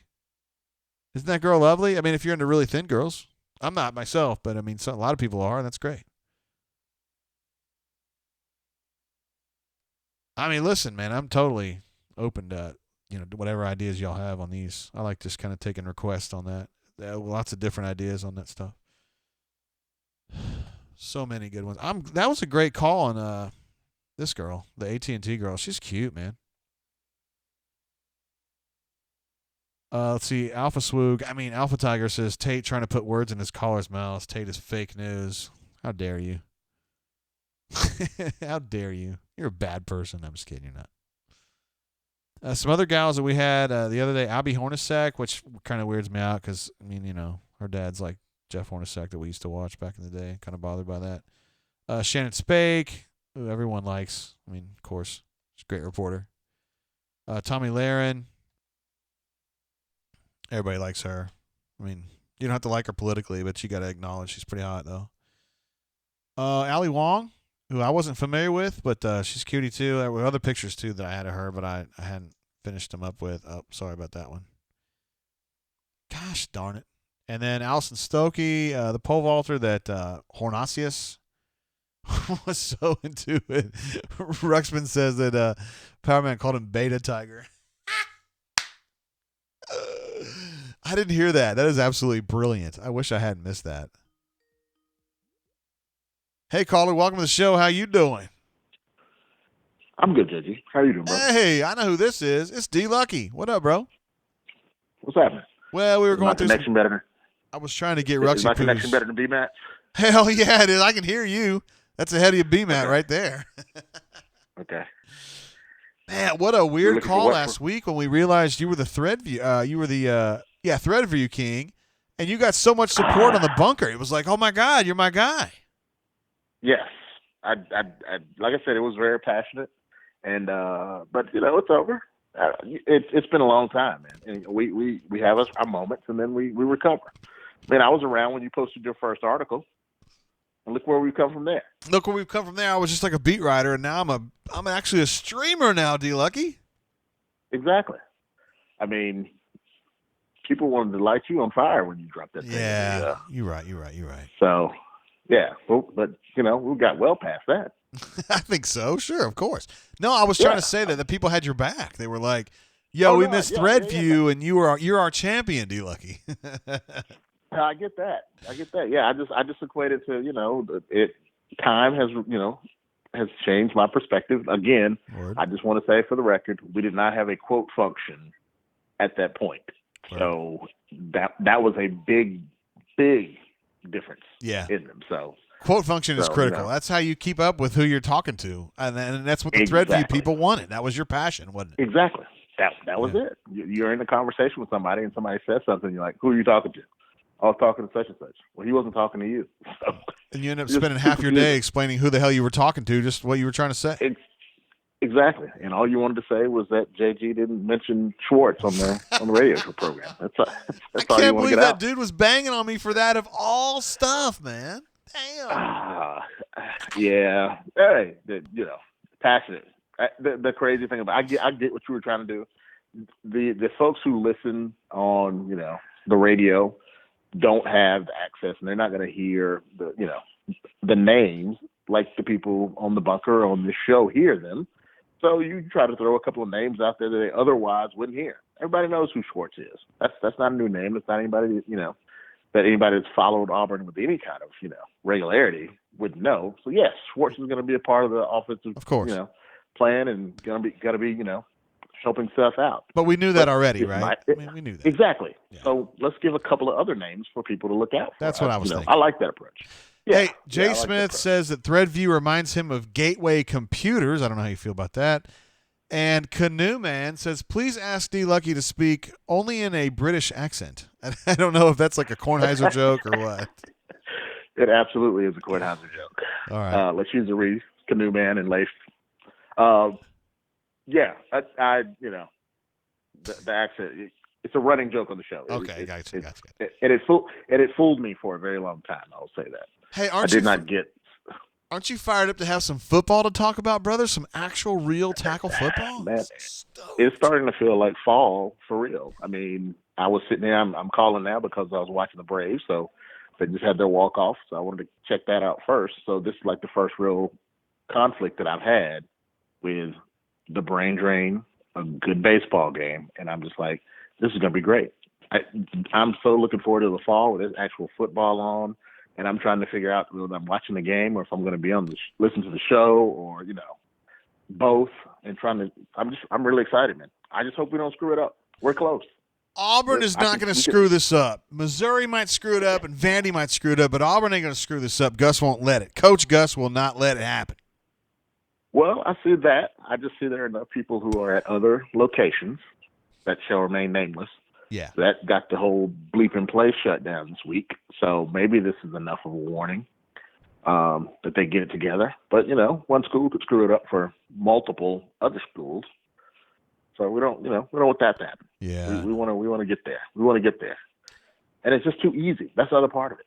It's not like there's a lot that you got to do. You throw a stupid mask on and you stand a little farther away from people than you normally have in the past. That's it. Even if it's a hot girl, you just maybe a few extra feet. That's all. She probably didn't want you that close anyway. That's fine. Everybody's safe. Everybody's happy. And then, just that. Like I said, it's not much. We just need to do it. It's not a big sacrifice. I don't think so. Given the potential payoff. Is there a particular player that you are particularly fired up about seeing this fall, sir? Capers. I know somebody was asking in the chat about him. Capers. Yes. Yeah, somebody was asking. So I'm excited to kind of see what he does. And then the tight ends. I feel like we go into every season with the potential to exploit the middle of the field, and we just don't. So to have someone who I think values tight ends and their productivity, hopefully be in charge of the offense, I think it could be huge. And it's just when you have the limitations that we think we have, offensive line and everything else, and if you can give Bo some nice, easy throws over the middle where he's not running for his life, keep the chains moving, just simple stuff like that, like I said, I think Chad can do it. We just got to wait and see. And you got to hope that Gus gives him the autonomy to do his thing. But I think he will, D. Lucky. I do. I know you're on board with this too, aren't you? Yes, we're on the same page there. I think we're going to see that, and I think it could pay off huge dividends. I think even the schedule setup is not horrible. I think we can do enough stuff with just hopefully talent to get past Kentucky. and then let Chad kind of unveil the first, stage of what he brings to the table against Georgia. I like the way that sets up. Yeah, the schedule makes a lot of sense. And somebody, I think it was AU Storm 20 or maybe Deezer, was pointing out that if you're going to play at Georgia and at Alabama, you might as well do it when there's no fans in the stands, right? I mean, 15,000 or whatever. Perfect year. Yeah. This is the perfect year to do it. Couldn't have asked for a better situation in that regard. Like I said, the schedule's not, it's not bad. It sets up okay for us. So, like I said, we just got to get there. Agreed. We got to get there. Just got to get there. I don't want to look back in October and be like, oh, we were close. We made it 3 weeks. We got 4 more. I don't want that. We got Gus said 5, but I think we got 4 weeks until the start. September 26th. Today is September 22. So we're 4 weeks and 4 days. I guess maybe Gus is right. I don't know. We got. It's close enough. Like I said, we can see it. We can see it from here. We still got to get to September. I mean, we got a couple more. Yeah, we got a couple more scrimmages, and just everybody wear your mask and stand shoulder, arm length apart. Let's be smart. We can get there. Let's be smart. That's all. All right, brother. Hey, you got to tune into the Tony K podcast, man. I'm telling you, I believe you will enjoy it. Okay. And I think it will appeal to your sensibilities. I'm still working on my Dolly Parton one, but I'm going to get to that. I really am. Seriously. I can say this honestly. Every podcast I've ever listened to in my life, I've gotten from the brain drain. So, Oh, nice. Yeah. That's nice. a true story. I can't say the same, but I've gotten a lot of good stuff between the brain drain and the bunker. And it's really odd because when I look back on how I started going to places or doing stuff or drinking stuff, I was like, how did I hear about this? It was like, really, some random person on the bunker mentioned it, and I was like, came from the bunker. I'll give it a shot. Might as well. Might as well. Can't hurt. All right, bro. Those guys are pretty okay. Hey, man, as always, appreciate the show. Hey, you call in every week, and we love having you on. So please keep it going, bro. I will do that, man. Stay safe. See you, bro. Bye. Peace. There's D Lucky. Brain Drain Hall of Famer for sure. And he's probably a bunker Hall of Famer, too. Leif B says Chuck Culpepper was on last week on Tony Kornheiser. Oh, my God. Are you serious? You guys asked me last week who's my favorite reporter ever, favorite writer ever, and it's Chuck Culpepper. I absolutely love Chuck Culpepper. He's a good dude. I know him personally. He's a friend of mine personally. And he is 10 times better than I'll ever be. The best story I've ever written is 1/10 of the best stuff Chuck's ever written. And he's just a treasure. He's an American treasure. He's from Virginia. He's a graduate of University of Virginia, unfortunately. But nonetheless, he's one of the great ones. If you ever end up Googling him, look him up. He writes for the Washington blah, blah, blah Times, Post, something like that. And they usually send him to do out-of-the-way stories, and he's really, really good at it. Wow. Anyway, D-Lucky, appreciate you, bro. Calling in, always being part of the show. In fact, I would argue that you're one of the pillars of the show. Maybe that's what we'll put on the Hall of Fame page we're going to do next week. Pillars. You be a pillar. I mean, D-Lucky's a pillar. Canoe Man's a pillar. Biscuit's a pillar. Alpha Tiger, Swoog Tiger's a pillar, Beta Tiger, Ruxpin, no doubt, Jazzy Joe, no doubt, Why Not AU, no doubt. I would say you Storm 20's a pillar, Stu Pup's a pillar. Cleveland Brown is always here. AU Taxman is not here today, but he's here like 29 times out of 30. Leif B, always here. Just pillars, man. Ravine is a pillar, no doubt about that. I mean, you know what's going on. NAAU fan says, did he know Virginia double-dribbled? I have not had that conversation with him, but he would know. Believe me.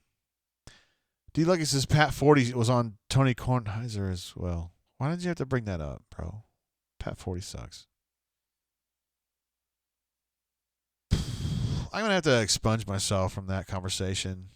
Not that I don't know. Pat 40 is really nice to me, so.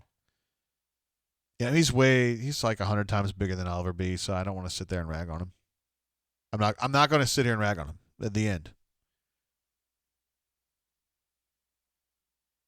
Pillars, man. Absolute pillars. Canoe Man says, Thank you for spelling his name right. A Pat 40 interview came up while listening to the pod while driving to dinner tonight. Makes me throw up in my mouth a little bit every time, D Lucky. Super chat from Stu Pup. I'm not a pillar. I just support things I enjoy. Stu Pup, I bet you Stu Pup. And we've had so many incredible super chatters in the Brain Drain history. So many.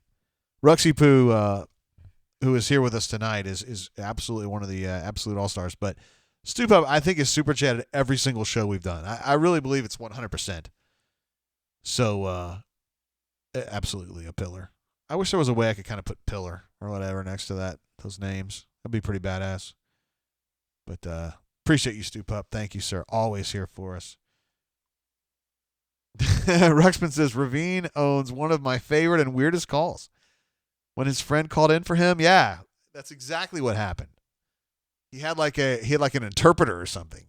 He was like, I'm calling in on behalf of Ravine, and I would like to tell you some scoop that I have distilled from Ravine himself. We just like, what? Let's just go with this. Because, in Brain Drain fashion, we just go with it. And, yeah, it was a pretty satisfying finish. We haven't really proven or disproven his claims. I suspect, though, the claims are going to be right. Chip is in the chat. Dude, I mentioned you earlier when we started the show some 2 hours and 42 minutes ago. I was actually playing some of the Weezer bootlegs that you had given me like at minimum 10 years ago. It may have been longer than that.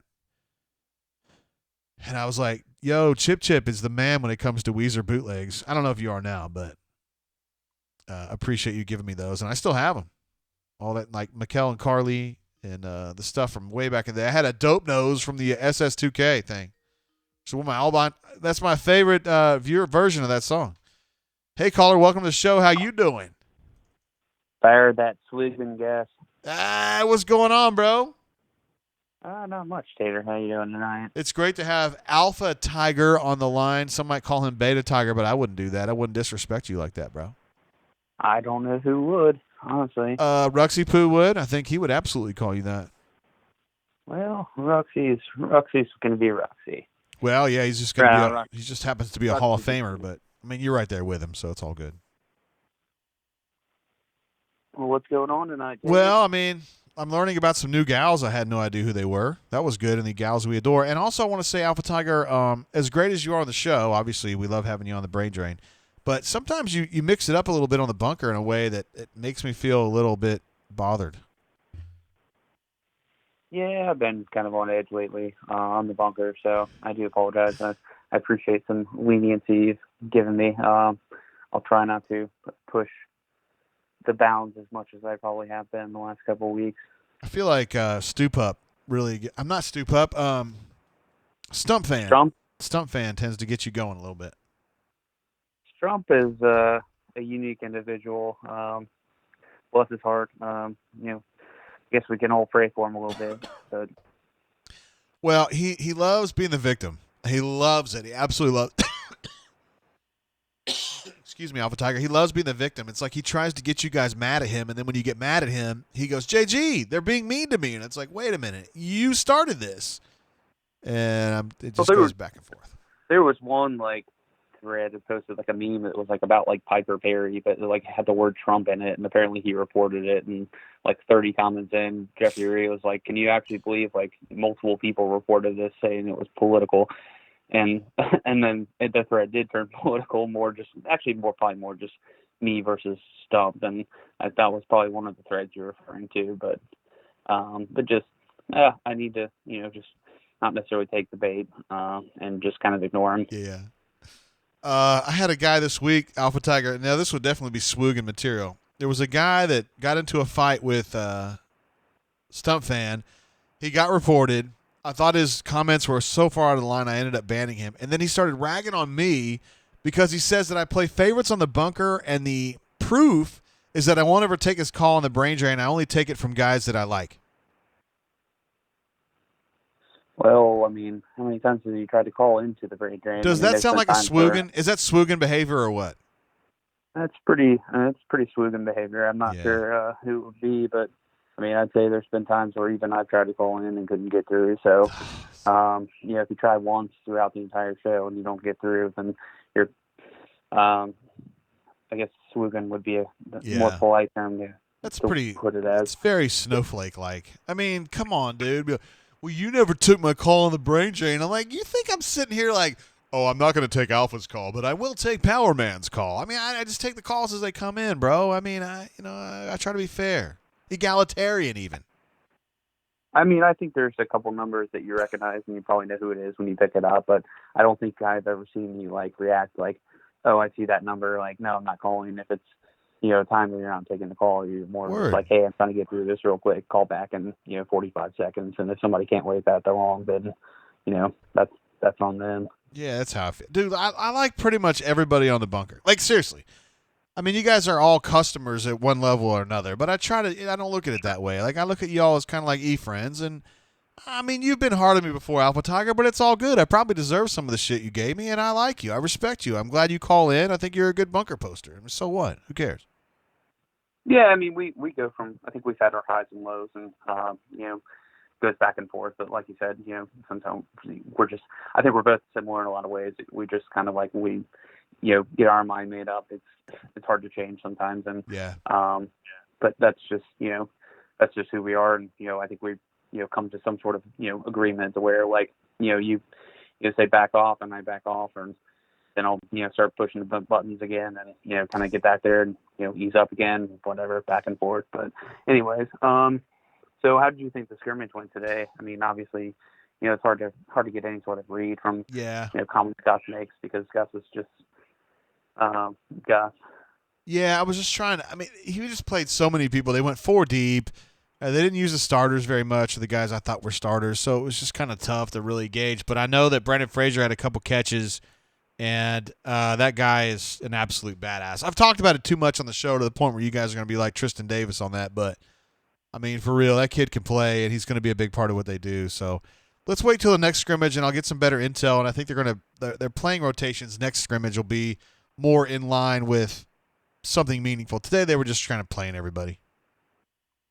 Yeah, and I think that's important, especially having this spring. But I also think too, at the same time, your starters also didn't get reps in the springs, and quite frankly, that's what's most important going into the season. Yeah, agreed. Nobody's earning any eligibility this year, so if you need to do essentially redshirt every freshman that wasn't contributing regularly, then that's not the end of the world. So, word. What else can I help you with, Alpha? We love having you on the air. What should I ask you? Nothing really tonight, I guess. I mean, who do you think, I guess, you may have discussed it earlier in the show, who do you think the backup quarterback's going to be? I mean, you're always one snap away from, Bo Nix going down and being out for the season. So, do you think it's going to be Cord still? If it was a long-term problem, like Bo got injured, I think it would be Lord Cord. If it was like Bo's going to be out this week, we're going to play one dude, I think it would be Grant Loy. That is my opinion. Just because Grant Loy, you'd have to change the offense for him. I don't think he would throw the ball the way that Bo does, but I think he can run the football really well. And they would just kind of go to that. They would just kind of accentuate quarterback runs and quarterback pitches and stuff like that. If it was more of like a 3-game thing, I think they would just go with Lord Cord. Okay.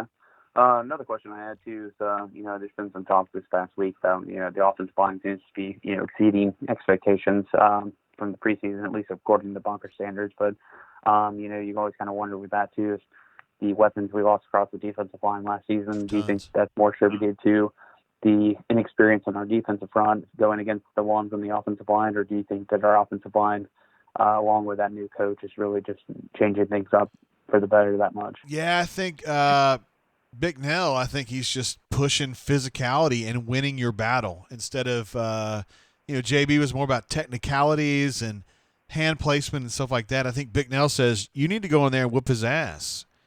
And I think they've been taking that to heart, and I think they have pushed really hard against guys like Truesdell, Connis Miller, Daquan Newkirk, Dre Butler, and I think they've won more battles than maybe we would have expected from those guys. But, I mean, that's good. It just means that Rodney's got more to work with. He's got 5 weeks to go before the first game, and I bet he's going to get a lot of improvement out of those guys, just saying, hey, you just got your ass whooped by a guy, Keandre Jones, who's not awesome. What are you going to do about it tomorrow? And then you just kind of come back and do a little bit more.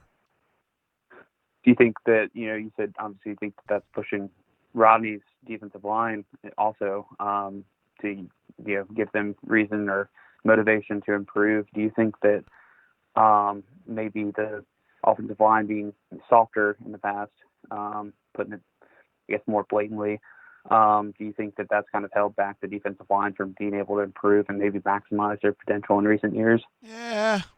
They were pretty damn good last year. I mean, I think Moultrie, they missed the Jeffrey Holland last year, but I don't know. They were pretty good last year, dude. I don't know. I understand where you're coming Jeffrey from. Holland, we haven't really had a good pass rusher. True.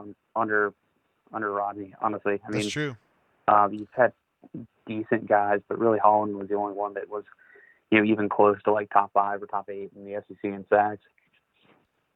Yeah, you're right, dude. I mean, you had 55, Carl Lawson before that, and then Jeff Holland, and then it's just been kind of a slip-off because they thought TD would be that guy. They thought the Big Cat would be that guy. They haven't quite gotten there. Big Cat's been better, but he's been actually better as a run guy, which is weird because he's not a big dude, but he's good against the run. I think they do need to get a pass rusher, and I mean, I think Colby Wooden is a guy that Colby Wooden might be that guy. I mean, I don't know. Derek Hall's pretty good like that. Lawson was better against the run too. I mean, per se. I mean, he was kind of more of a, all across the board good defensive lineman. He wasn't necessarily a pass rusher either. Romello Height is a guy that should definitely be a pass rusher now. As I don't know as he'll be ready this year, but maybe next year or the year after that. I mean, Romello Height could be a guy that he has a lot of quick twitch, man. He's going to be a bitch off the end, just getting after the quarterback. Yeah. What do you think our weakness is going to be on defense this year? That's a good question. I don't like the situation at cornerback. I like Roger McCreary. I don't know how I feel about Pritchett. I don't trust Domio. And then Jalen Simpson, I don't know anything about. So there's just a lot of question marks at cornerback. And they don't have an Igbenogany. One way or another, they don't have Igbenogany. So, yeah. A lot of people would say defensive tackle, but for me, they just have so many decent players there that I think they'll be okay. They'll be able to shuttle and shuffle and play 6 guys, maybe 7. And just kind of overwhelm people with just fresh bodies that are decent. So I think they'll be fine there. I think for me it's cornerback, yeah.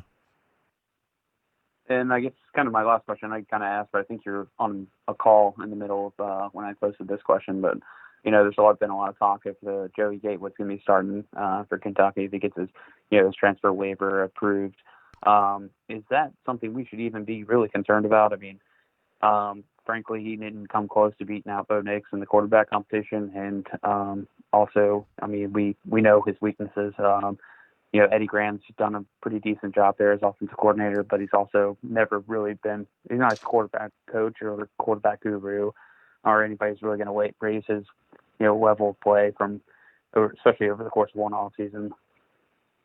No, I just don't – Joey's still not cleared. I mean, he's practicing, but he's not cleared. So – I think Terry Wilson is definitely going to be the number 1 at Kentucky. So if Joey plays against Auburn, it's going to be like as a change of pace guy. And I mean, listen, man, I'm pulling for Joey as hard as anybody because I know him and I like him, and he doesn't cover Auburn. He's not with Auburn anymore, so I don't feel bad about saying that. But yeah, I don't think he's going to be the guy to mess up. I mean, Kentucky might beat Auburn, but I don't think it's going to be because of Joey Gatewood. No.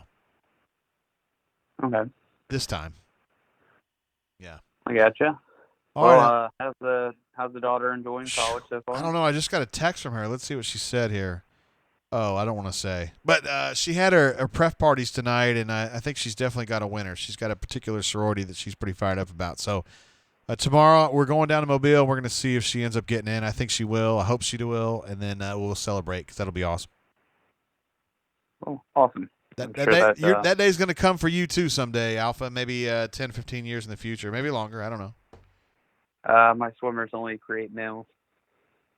Word. Okay. Are you trying to look down on me because I created a female? Is that what you're trying to say? No. Damn. I know. You just teased. We'll see if I even enter the kid route. I know. You still got a little ways to go. It's all good. Yep. All right, Tater. Well, I appreciate it. All right, Alpha Tiger. See you, bro. Have a good one. See ya. Bye. There he is, Alpha Tiger. He is a Brain Drain Hall of Famer, no doubt about it. We did get a super chat. Let's see. Stoop Up jumped in. I mentioned him. He said, I'm not a pillar. I just support things I enjoy.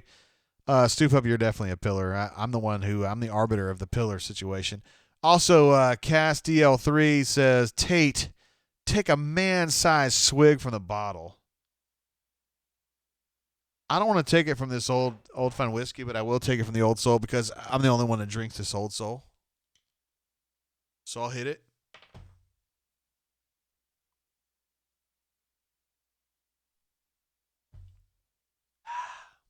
That's a good drinking bourbon right there. It tastes it's kind of nutty in the way that Jim Beam is, but I just if it's like a regular Tuesday and I need a beverage, I'll hit that Old Soul. That's not our official bourbon of the night, but Old Soul from Cathead Distillery. You can find that in the ABC stores here in Alabama for I think they've lowered it. It was $55 and now it's $44, so that's a nice price point for that particular bourbon. See, Stu Pup says my Madison is only 2. I've got a while before I'm where you're at, Tater. Yeah, I remember, dude. I remember when my daughter was 2. I remember when my daughter started kindergarten at Forest Avenue Academic Magnet in Montgomery, and I remember thinking, because at that time, Forest Avenue started like 8:30 or 9 in the morning, and I was like, this is easy. I mean, I can just take Maddie at like 8:30. I can write my stories. We can do our shit in the afternoon. Like, I'm good, bro. And I remember thinking, this is going to be great. And then next thing you know, she's in middle school, and then she's in high school, and then she's gone. It really doesn't seem like that long ago. It seems like maybe 5 years ago. And it's actually been 13 years. So, hey. Warwick says administrative assistant will shut down the show shortly after that swig. Man, I haven't heard from her in a minute, yo. Castiel3, thank you for your super chat, bro. I appreciate you. And I did try to take a man-sized swig from that bottle of Old Soul right there. I didn't want to mess up the Old Forester. And Stoop Up, of course, as well. Ravine jumped in earlier with a super chat as well, and thank you very much for that. Dr. Kingery jumped in earlier to mention that Allison Stokey, who is our pole vaulter on the Gals We Adore, let me get over here. He says that Allison Stokey right there ended up getting up with, or is she married to Ricky Fowler, the golfer? That's good stuff right there. Gals We Adore. Ruxy Poo actually had the gall to say, why do we always leave Jill Arrington up here? Why wouldn't we leave Jill Arrington up there? Are you kidding me? I think that's pretty straight up, yo. Let's see. A.U. Taxman says, I went to Forest Avenue. Wow, I did not know you were a Montgomery kid. First year they started the magnet program there was when I was in 5th grade. I had no idea. That's incredible. I bet you ended up being a huge success in life.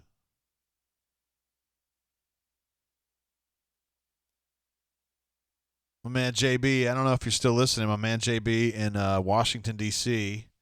Well, suburban D.C., I should say. We're glad to have you. And if Crystal is indeed watching, we love Jeff and Crystal. You guys are the best. Great friends. Friends of the show, of course, but friends of the Tate. The Tates. Been knowing you guys 30-something years. Let's see, 96. No, I knew Crystal in 95. And you, 95, 05, 15, so 25 years. 25 years, I counted on my fingers. There's no doubt. Let's see, Warwick says, damn, Ricky. He's done well for,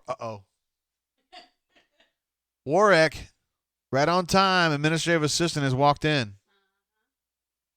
Hey, she's got somebody with her, too.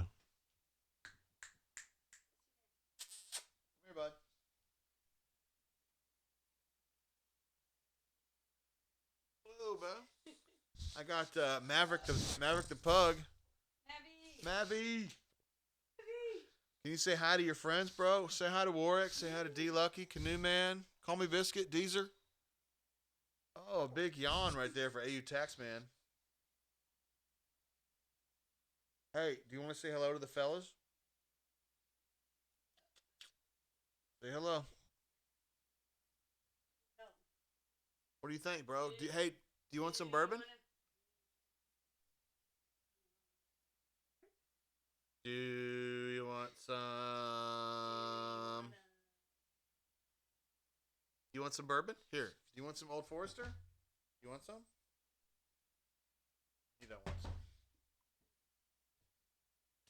There he goes.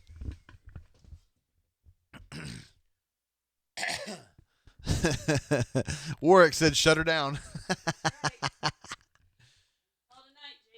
See, Call Me Biscuit says, "JGT, speaking of bourbon, did you see Go Gaines? Who is that? I don't know who that is. Bourbon collection photo, most impressive. Wow." Wait, hold on. Is Hornatius here? Is Hornasius? Is he here? I've not seen him. Is that just a rumor?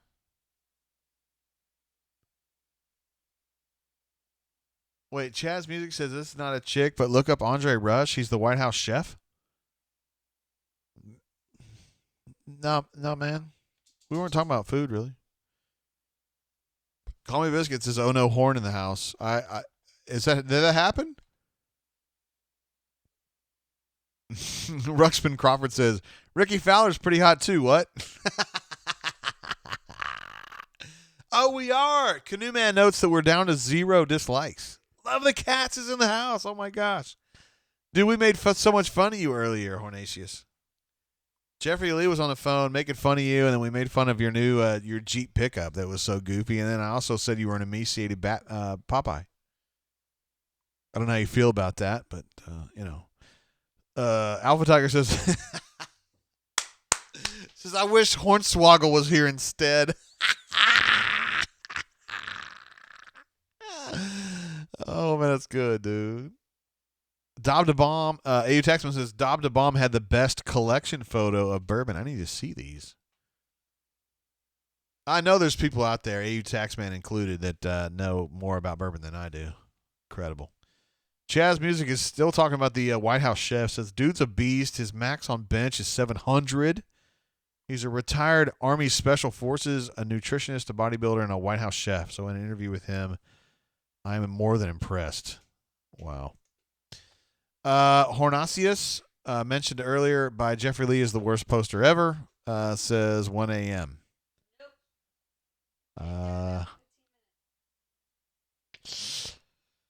Well, administrative assistant is not sure about 1 a.m. because it's 10:11 in the Central Time Zone. We have been broadcasting on the YouTubes for 3 hours and 2 minutes, and as best I can tell, we have had no screw-ups from the stream.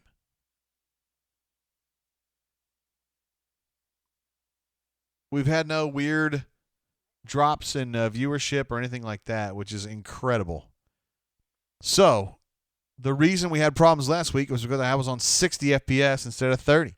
It cut our bandwidth down half, more than half, and now we're Gucci. It was all, I told you guys last week it was all me, but that doesn't change the fact that it was stupid, right? Canoe Man says, "Impressive is an extreme understatement of Go Gaines' bourbon collection at Calm." Hey, hold on. I'm gonna go on mute for just a second, guys. Hold on.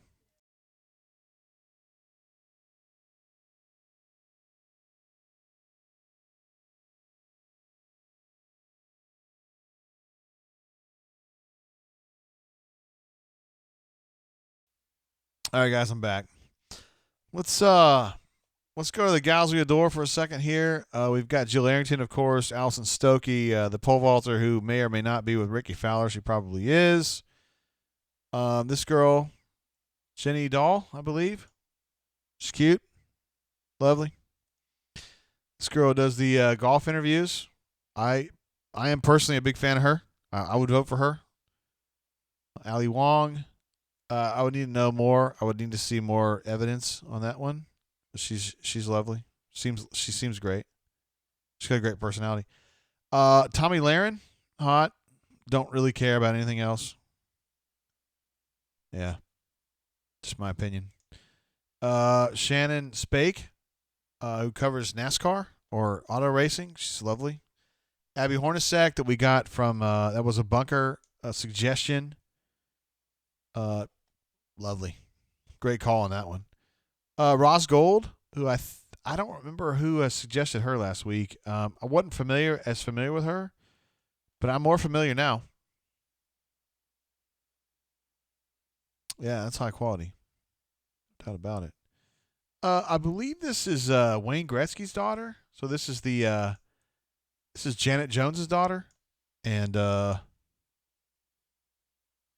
you know, I mean, it's not fair that her dad is a Hall of Fame hockey player and her mom's a supermodel. I mean, you're not even having to fight for that. You just get to be that hot for free, you know? This is a chick that I thought that Ruxpin wanted to look at, but that's not actually her. And then this is a girl that I thought Ruxpin was interested in, but he's not. And then this is the AT&T girl. Great call on that one. She's a cutie, although she's very short. I bet that girl's 5'2". I mean, if you guys are into that, I mean, that's cool. I'm not trying to, you know, I mean, that's great. But I'm married to a girl who's, how tall are you, Miss Courtney? Are you 5'8"? What? We'll go with 5'8". She's 5'8". She's a field hockey player. Although you probably had 5'2" field hockey players too. I mean, Emily Sims is short, right? Emily Veneman was not tall either, right? Emily Sims was very short. No? 5'4" maybe? Muffet was not tall either. Courtney had a girl on her team named Muffet. She's a good hockey player, I thought. She's from Kansas City, as I recall. Anyway, AT&T girl, very lovely. And this is the gal that my man Ruxpin was actually trying to look at. And yeah, she seems strong to me. Like somebody that could actually like kick your ass, which is good. I don't consider that a bad thing. And then Margot Robbie. I'm not super familiar with her. She was in one film that I've seen, but she's cute. And then some chick that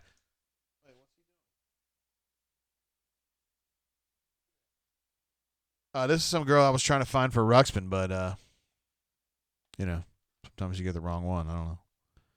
I don't know who half these girls are. Y'all are saying y'all give me names, and I'm like, I don't know who that is.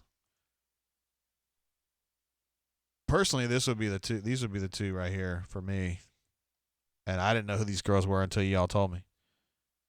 Oh, hold on, Ruxpin. Ruxpin, I don't ever want you disappointed, brother. Nope. Yep. There we go. Stupub says, so Dustin Johnson pounds golf balls 400 yards, and then he goes home to Paula. I hate him. Maybe you need to start pounding golf balls 400 yards, Big Daddy. I'm just kidding. Auburn alumni says, Jennifer Connelly and career opportunities. Bro, you were speaking my language right there, man. I actually saw career opportunities. That movie took place in a...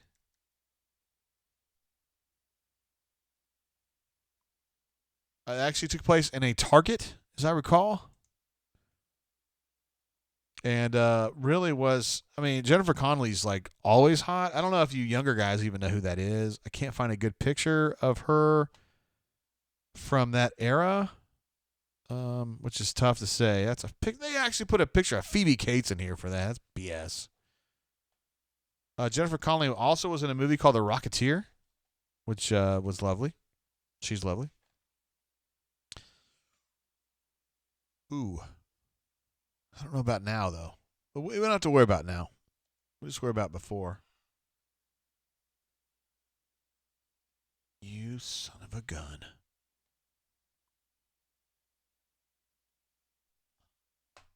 Dude, they're making it so I can't run that picture. Stinks. So many younger people don't know who Jennifer Connelly is, and you should. Because, like, back in my day, she was super, super, super hot. Hold on. I put one up here. Auburn alumni, you're onto something there, though, bro. There's Jennifer Connelly. Hard to kind of see, but she's super hot, I believe me.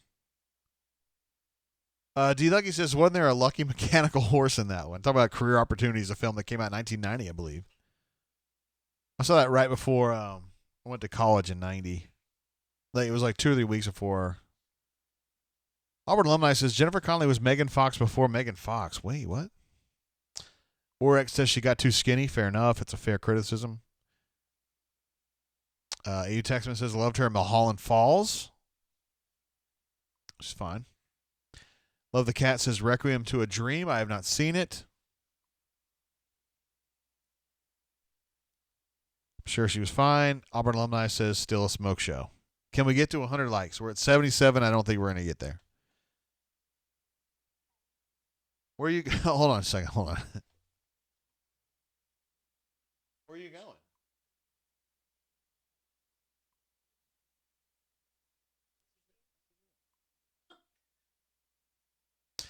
All right.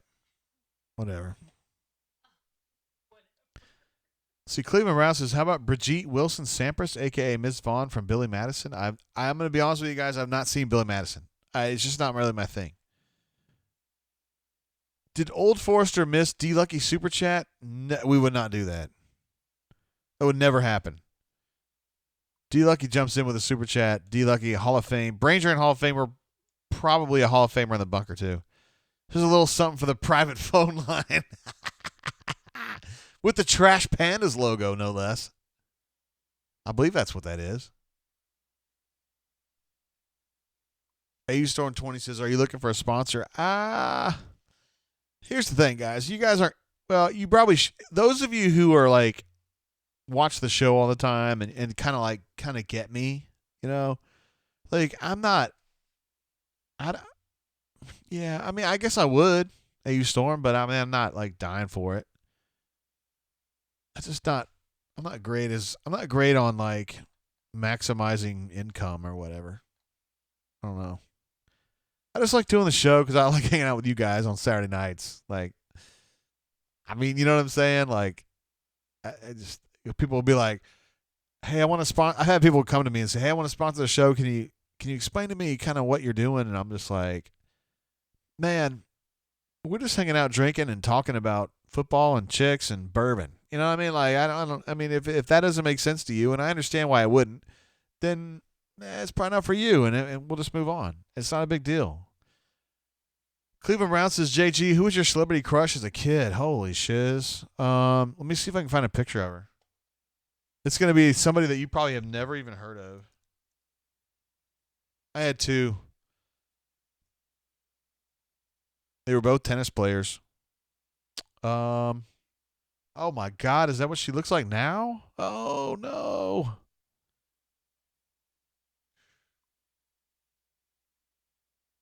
It's horrible. My goodness. What in the world? Yeah, so when I was younger, I played tennis a lot, and my girlfriend played tennis in high school, and so I was kind of into tennis chicks. And I think I was into tennis chicks before I started dating that chick anyway. It's just kind of like my thing.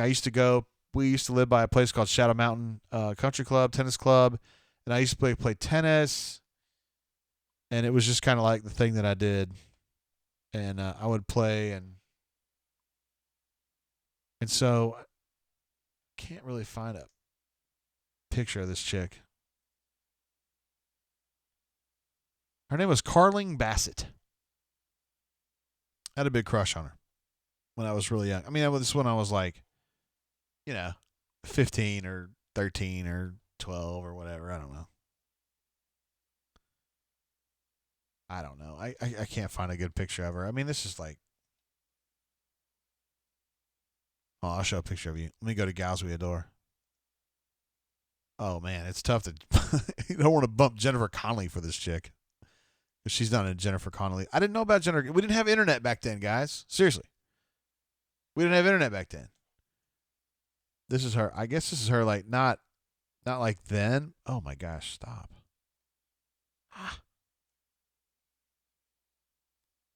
But I don't know. She was cute. Her name is Carling Bassett. I was really into her back. This is about 85 or so. I mean, I just like tennis players. It's just kind of my thing. And then Amanda Coates.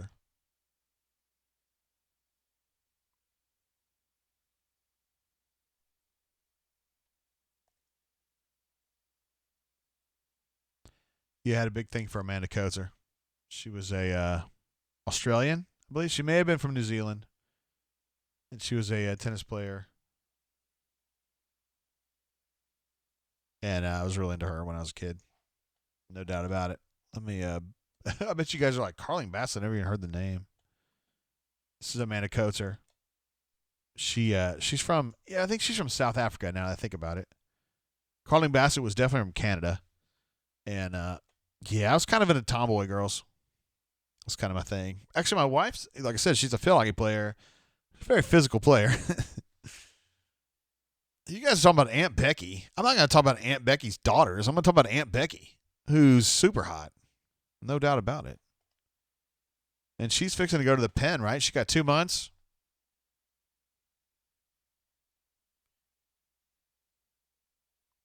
Yeah, I think Aunt Becky got 2 months, you guys. She looks hot now. She looked hot before. Like, she's just always hot. Although I have this sneaky suspicion that she may have had some, like, I don't know. I think she's had a little bit of work done. But she doesn't necessarily look like herself. But I have a whole long rant I want to go on about that one day. But let's not judge girls for that. Here, we'll just go with Lori Loughlin and her daughter right here. That way everybody's happy. I happen to like Amanda Coates, but that's cool. And here's Aunt Becky and her daughter that got into trouble at USC or whatever. Lori Loughlin's lovely, by the way.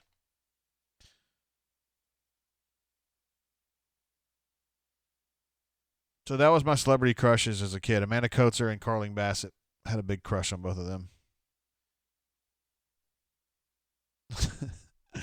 Trash Pandas D Lucky confirms. Yes, sir. From Huntsville.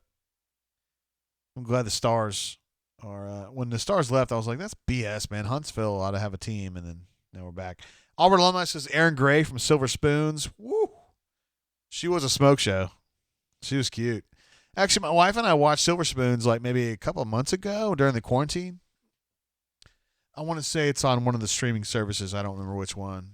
But we were watching Silver Spoons and Different Strokes. Man, TV sitcoms have come so far since then. I forgot how cheesy it was.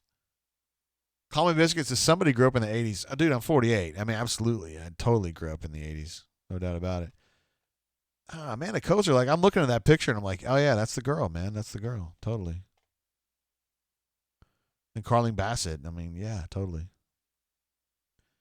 She just looks like some chick you would see, you know what I mean? Like at the country club or whatever. I guess it's just a big thing. And I think she's rich now. I think she married somebody rich and she was rich and, you know, all that. Jennifer Connelly. Yeah. She's cutie. Let's see. Auburn alumni says, back in my day, I had to go way out in the woods to hide a Playboy or sneak downstairs when the parents were asleep for Saturday Cinemax. Dude, you're living my life, dude. We used to back in the day, you guys don't even know, you younger guys don't even know this, like Ruxy Poo and all that. We used to have a channel changer that was like a little box you would push instead of, like nowadays you have a channel changer that just changes the number digitally. But we had a box and you would literally push the button, right? I mean, seriously. You guys don't even know this. You young people don't even know this.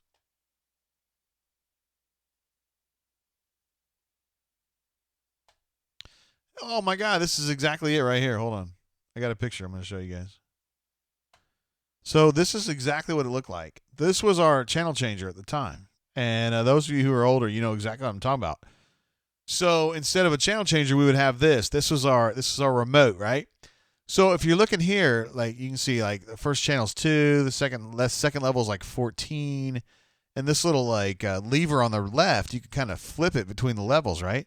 So Playboy, in my situation, I think was 16 or 17. So what you would do is you would click this third button from the left, and then you would pull down to 16, and it wouldn't come in. But you can't see it, but there's a wheel on the right side of this bad boy. It's like the last lever on the right. It's a wheel, and you kind of switch that wheel to fine tune it, and you could get it to where 16 could come in halfway. Like you couldn't see it like clean like normally, but you could kind of see what was going on. And bro, that was enough. That was enough. Chip remembers. The old cable box, no remote. Pocket Watch says, I've never seen that thing. Yes, you have, bro. No, I'm just kidding. I don't know if you have or not. That's incredible. I'm so glad you guys got to see that. I feel like I'm improving the youth of America. Yo. Hold on. I got another one right here. There's a better shot of it right here because you can see the wheel on the right. You can actually see the wheel on this one. Oh, my God, that's way too big. Oh, my God, it's way too big. But you can see the little wheel here on the right. That's a wheel. And you can kind of do that to fine-tune the channel. So you click on 17 and you don't get 17, but you can kind of finagle that wheel and you can make it work, bro. Yeah, that's how we did it back in the day. Hell yeah, that's how we did it. Man, thank you guys for letting me see that, yo. That was good stuff. It brings me back in the day. That's how it used to be. Call Me Biscuit says, I'm fully aware of what JGT is speaking of. Ruxman says, what is that, a typewriter? That's it right there, man. Is it a typewriter? It's perfect. It's exactly what it looks like, bro. Oh, man, that's so good, yo. Oh, my goodness. Oh, good memories, man. Chip says he watched Star Wars A New Hope on one of those boxes. Hell yeah, you did. You kind of, even if you didn't get HBO, you could almost get half HBO. It would be a little blurry and a little snow on it, but you could figure out it's Princess Leia, you know?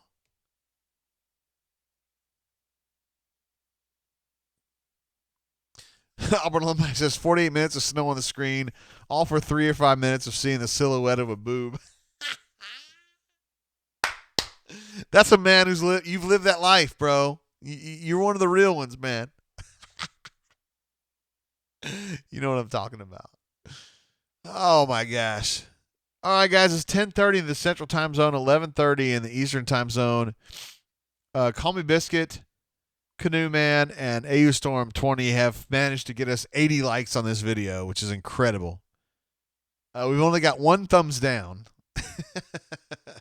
We topped out at like 105 viewers, which is unbelievable. We usually top out at like 60. Although, to be fair, it's because I end up screwing up the stream one way or another. Let's see where we topped out at. I got the little stats thing here. 107. Wow. That's awesome.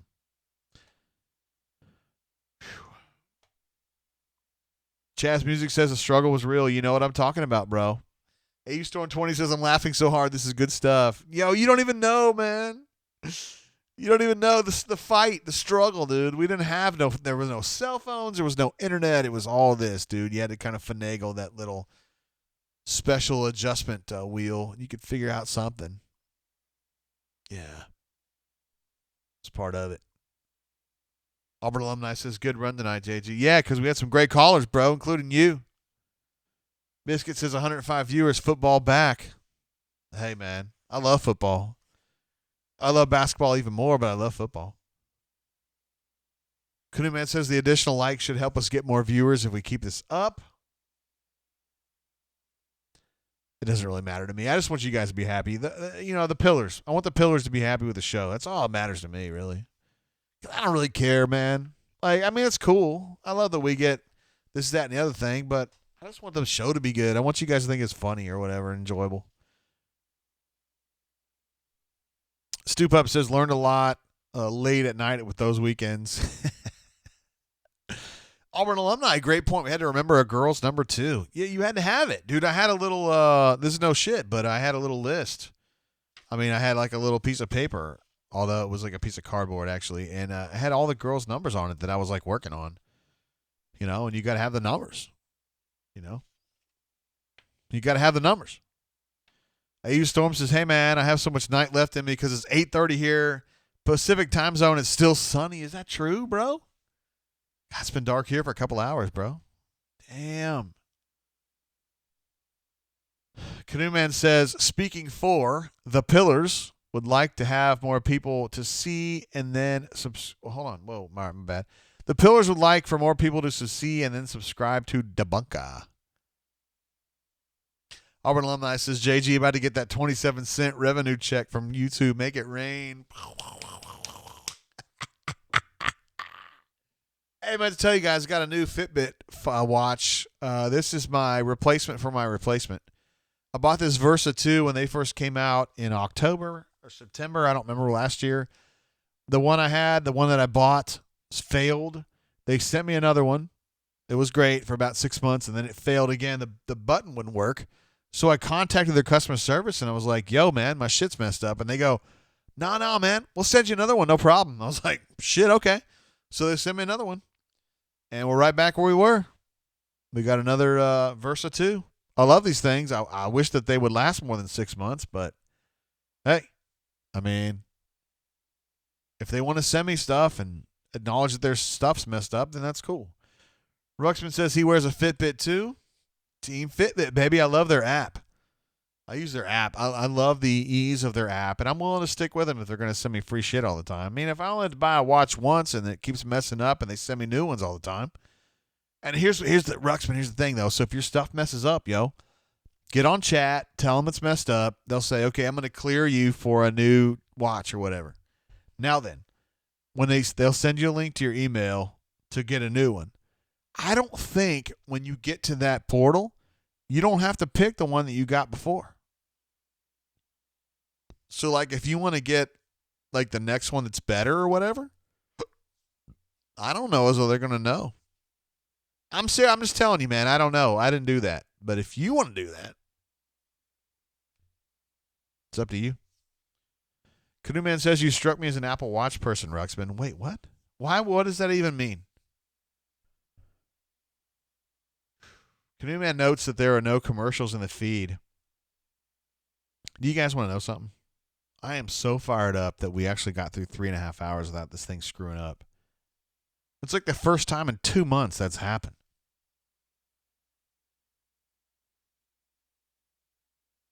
I'm so excited about that. I actually had to sit down and think about this. Like, what's wrong? What's the problem? Because we had a computer downstairs that was monitoring this on the YouTube site. Didn't have a problem the whole time. But Courtney was having problems on her app coming over the airwaves. And we kind of thought about it, and we were like, hey, I think this is an app problem. I think our resolution's too high for the app. We figured it out. I feel like I've conquered something here tonight. Ruxham says Fitbit is cool, and you can turn off messages. Yeah, you can. You can do the, what is it called?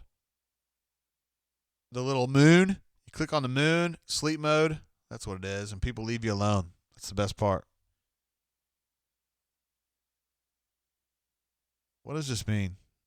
AU Storm 20 says, beside the part that where you sent us to the Matrix, I would never do that, bro. I would never do that. 84 likes, guys. That's unbelievable. I cannot believe we're actually here, bro. Cast DL3 says, how many faxes did you get tonight, Jay?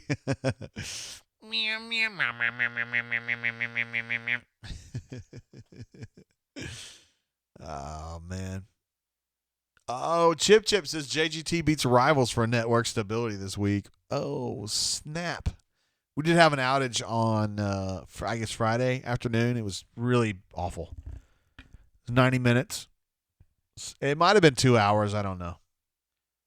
And then for me, I just like, when it's down, I'm like, I alert the people that I feel like I need to alert it to, and then I just bounce. Because I don't want to know. Like, I just like, I'm so frustrated. I wish the site was up. We just had a kid commit. Why are we here? I cannot believe we're actually here. And I put up a post. I was like, I'm sorry, guys. I'm sorry this happened. It's totally on me. Love you guys. If you have any problems, message me. I don't want you to quit over this. Talk to me. To be fair, nobody messaged me. Not one person. I think I had 2 people message me and go, yo, if anybody pusses out and says they're going to quit over this, I'll pay for their subscription. I had 2 people do that. And I had 0 people actually quit over it, so that was cool. But anyway, Auburn alumni says it crashes on Chrome browser. Wait, what? Oh, you can't use Chrome on the bunk? That's all I use. Dude, all I use is Chrome. No joke. Dude, I write stories and I post all the stuff that I post from the show. I post it on Chrome. It's the only one I use. Oh, my goodness. Ruxy Poo, I jumped on the bunker for a second. It says, JGT, this is who I was talking about. Oh, my goodness. I didn't see that picture, but I wish I had. You've done a good... Oh, my goodness. What is she doing with that banana? What has she done to that banana? Dude, Son of Seaborn even posted on this? Why is Son of Seaborn not over here? He should be posted on this show. Pissed about it. Auburn alumni says it's crashing on me like crazy. That should not happen. Honestly, dude, I don't like saying this, but Auburn alumni, I think that might be you. Like, try another browser or something. Because I use Chrome every day of every minute of every day. That's all I use.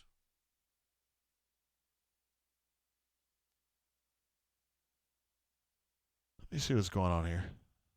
Let's check this out real quick. Uh-oh. You check with my daughter here in a minute. AU Stone 20 says the banana is not being eaten. I can tell you that much.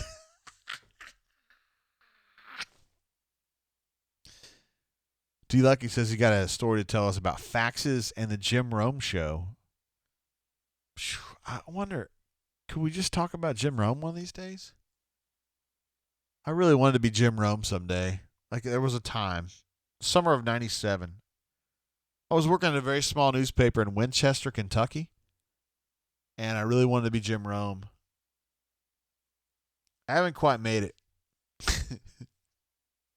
I'm close.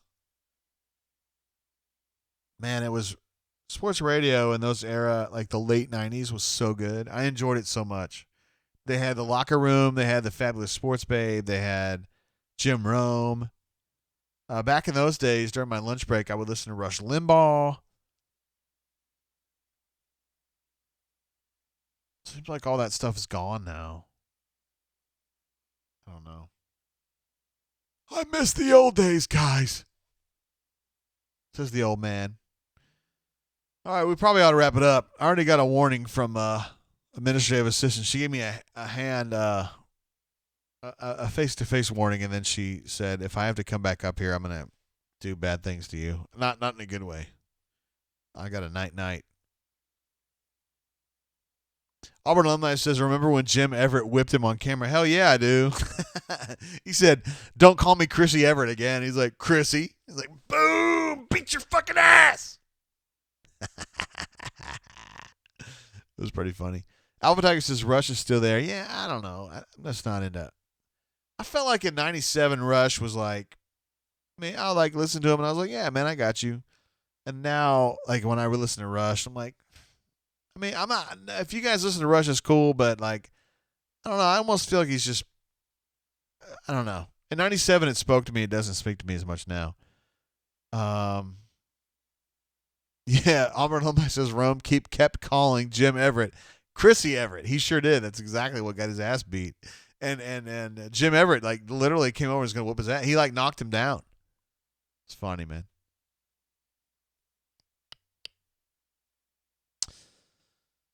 All right, guys, probably about to wrap it up. Seriously, I cannot believe we made it this far. 3 hours and 33 minutes.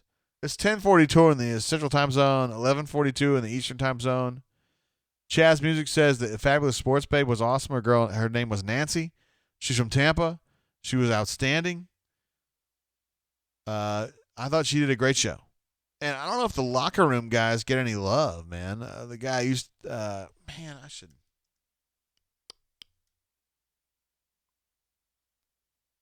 I love those guys. Man, I can't hardly type, yo.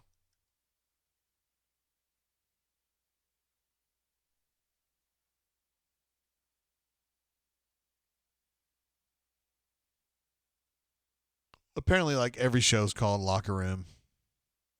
I don't know. I don't know who it was.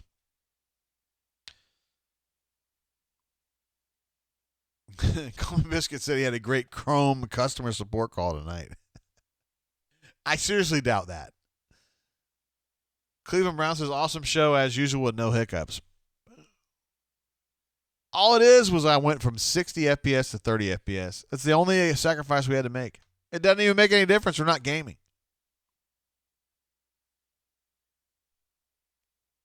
Swoogan Tiger says, keep her feet off the ground and have them reaching for the stars. Wait, what? Leif B with a late super chat, yo. Oh, my goodness, Leif B. He's a Brain Drain Hall of Famer, no doubt. Hey, guys. Sorry I wasn't in much tonight. My kids and a friend telling me his wife was leaving him. Oh, no. Took up a lot. Love y'all. Ooh, that's tough. That's real tough. I don't like hearing that very much. We had a guy in the bunker dealing with that recently. J.S. Lowry, I believe. Although I think that story's taken a turn for the better, as I recall. Castiel3 says, take another pull off that Old Soul bottle. Dude, I'm not going to do that. I'm about to go to sleep, and I got to go down to Mobile tomorrow morning. Canoe Man says, has anyone else noticed the resolution is down a bit tonight? You are messing with me, bro. You are messing with me right now. You have not noticed. You have not. I cannot believe we have 87 likes on this video. That's incredible, you guys. I can't believe we because when AU Storm was like, we need to get 100, I was like, we were at like 50 at the time. I was like, no way.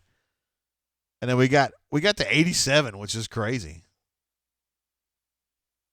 Uh-oh. We got another super chat coming in from AU Storm 20. It says, get to 100 likes. Hit that like button. Super easy to do. Seriously, if you guys haven't liked it already, you should have. I mean, you should have. It's really not a big deal. There's no money involved. It's just you clicking the like button. Smash, as the streamers always say, smash that like button, you guys. That's how you let me know that you like the channel. If you give me 1,000 likes, I'll do another video. They're going to do another video if you do 20 likes, but it's cool. Smash that like, guys. Guys. Thanks, AU Storm 20. Both for being a caller, a fine poster on the bunker, and also a super chatter. You're the best. Castiel says the resolution at the top right is off a bit. I'm just messing with you, bro. Anyway, we're at 88. That's incredible. That's more than we've ever had. We've done an incredible job. Administrative assistants on my ass tell me to get off the air, so I'm going to get off the air. We're going to go down to Mobile tomorrow. We're going to hopefully Maddie is going to get into a great sorority. I'm sure she will. There's so many great sororities down there, and we'll see if she ends up with there's so many that she likes, and we'll see if she gets what she needed. 89 likes now. All right, guys. The final verdict on the Old Fine Whiskey. We drank a bunch of this tonight, honestly. I'm just one dude drinking this. It's probably a third gone. I'm pretty lit, to be honest with you. All right, so quick note for the folks who are actually following auburnsports.com for the football information. They're going to be off Sunday and Monday. They're going to pick back up Tuesday, so we'll start having some more fresh content on Tuesday, but I bet B. Matt and myself provide you something on Sunday and Monday as well. Probably me on Monday. We're going to have a G-Pits. If you guys are into that thing, The Greatest Part of the South is a show I do with Neil McGreefy, and Gabe Lame DeArmond from the Missouri side. We talk about just kind of like life and whatnot. We'll put that out. I think we're taping that Monday, so we'll check that out. And then I also have a new video interface for the G-Pits if we end up putting that thing out on Monday live. That would be great. Anyway, we will check you all later. Appreciate you all being here. Tons of absolute beasts as part of this show. And Call Me Biscuit says I need to take my checkbook tomorrow. I'm going to leave that. I'll let administrative assistant handle that. Yo, we're at the end of the show now, and we did not have a drop. I'm so stoked. Everything worked. Yes. Everything worked. I want to give it a full camera on that one. Everything worked. You should never have to deal with that garbage that was going on a few weeks ago. Codeman says, I'm still shocked there's a Mizzou site. Wait, what? There's lots of Missouri fans, of course. All right, guys. Wrap it up there. Appreciate y'all. We had so many great great callers tonight. Auburn alumni, Deezer, Ruxy Poo, Power Man, AU Storm 20, D Lucky, in addition to Jay Lee and B Matt. And of course Nate, I'm sure he would have loved to have been on the show, but he just couldn't make the night because he's getting married. And that's part of it. I definitely want to give a shout out to our super chatters. Taking it from the chop, Chaz Music, Ruxy Poo twice, Call Me Biscuit, Mr. Hickory, Fat Crack, AU Storm 20, who I know had more than one, Mark Smith, Fat Crack again, golly, Ravine, KCC, Canoe Man, of course, Warwick, of course, Absolute Beast, Stu Pup, unbelievable, Cast DL3, appreciate you, brother, Hornacius, who is the worst poster ever, but he's a tremendous super chatter, D Lucky, Leif B, who was busy doing some other stuff that I think was a little bit more important tonight. That's just one man's opinion. Yeah. That's just one man's opinion.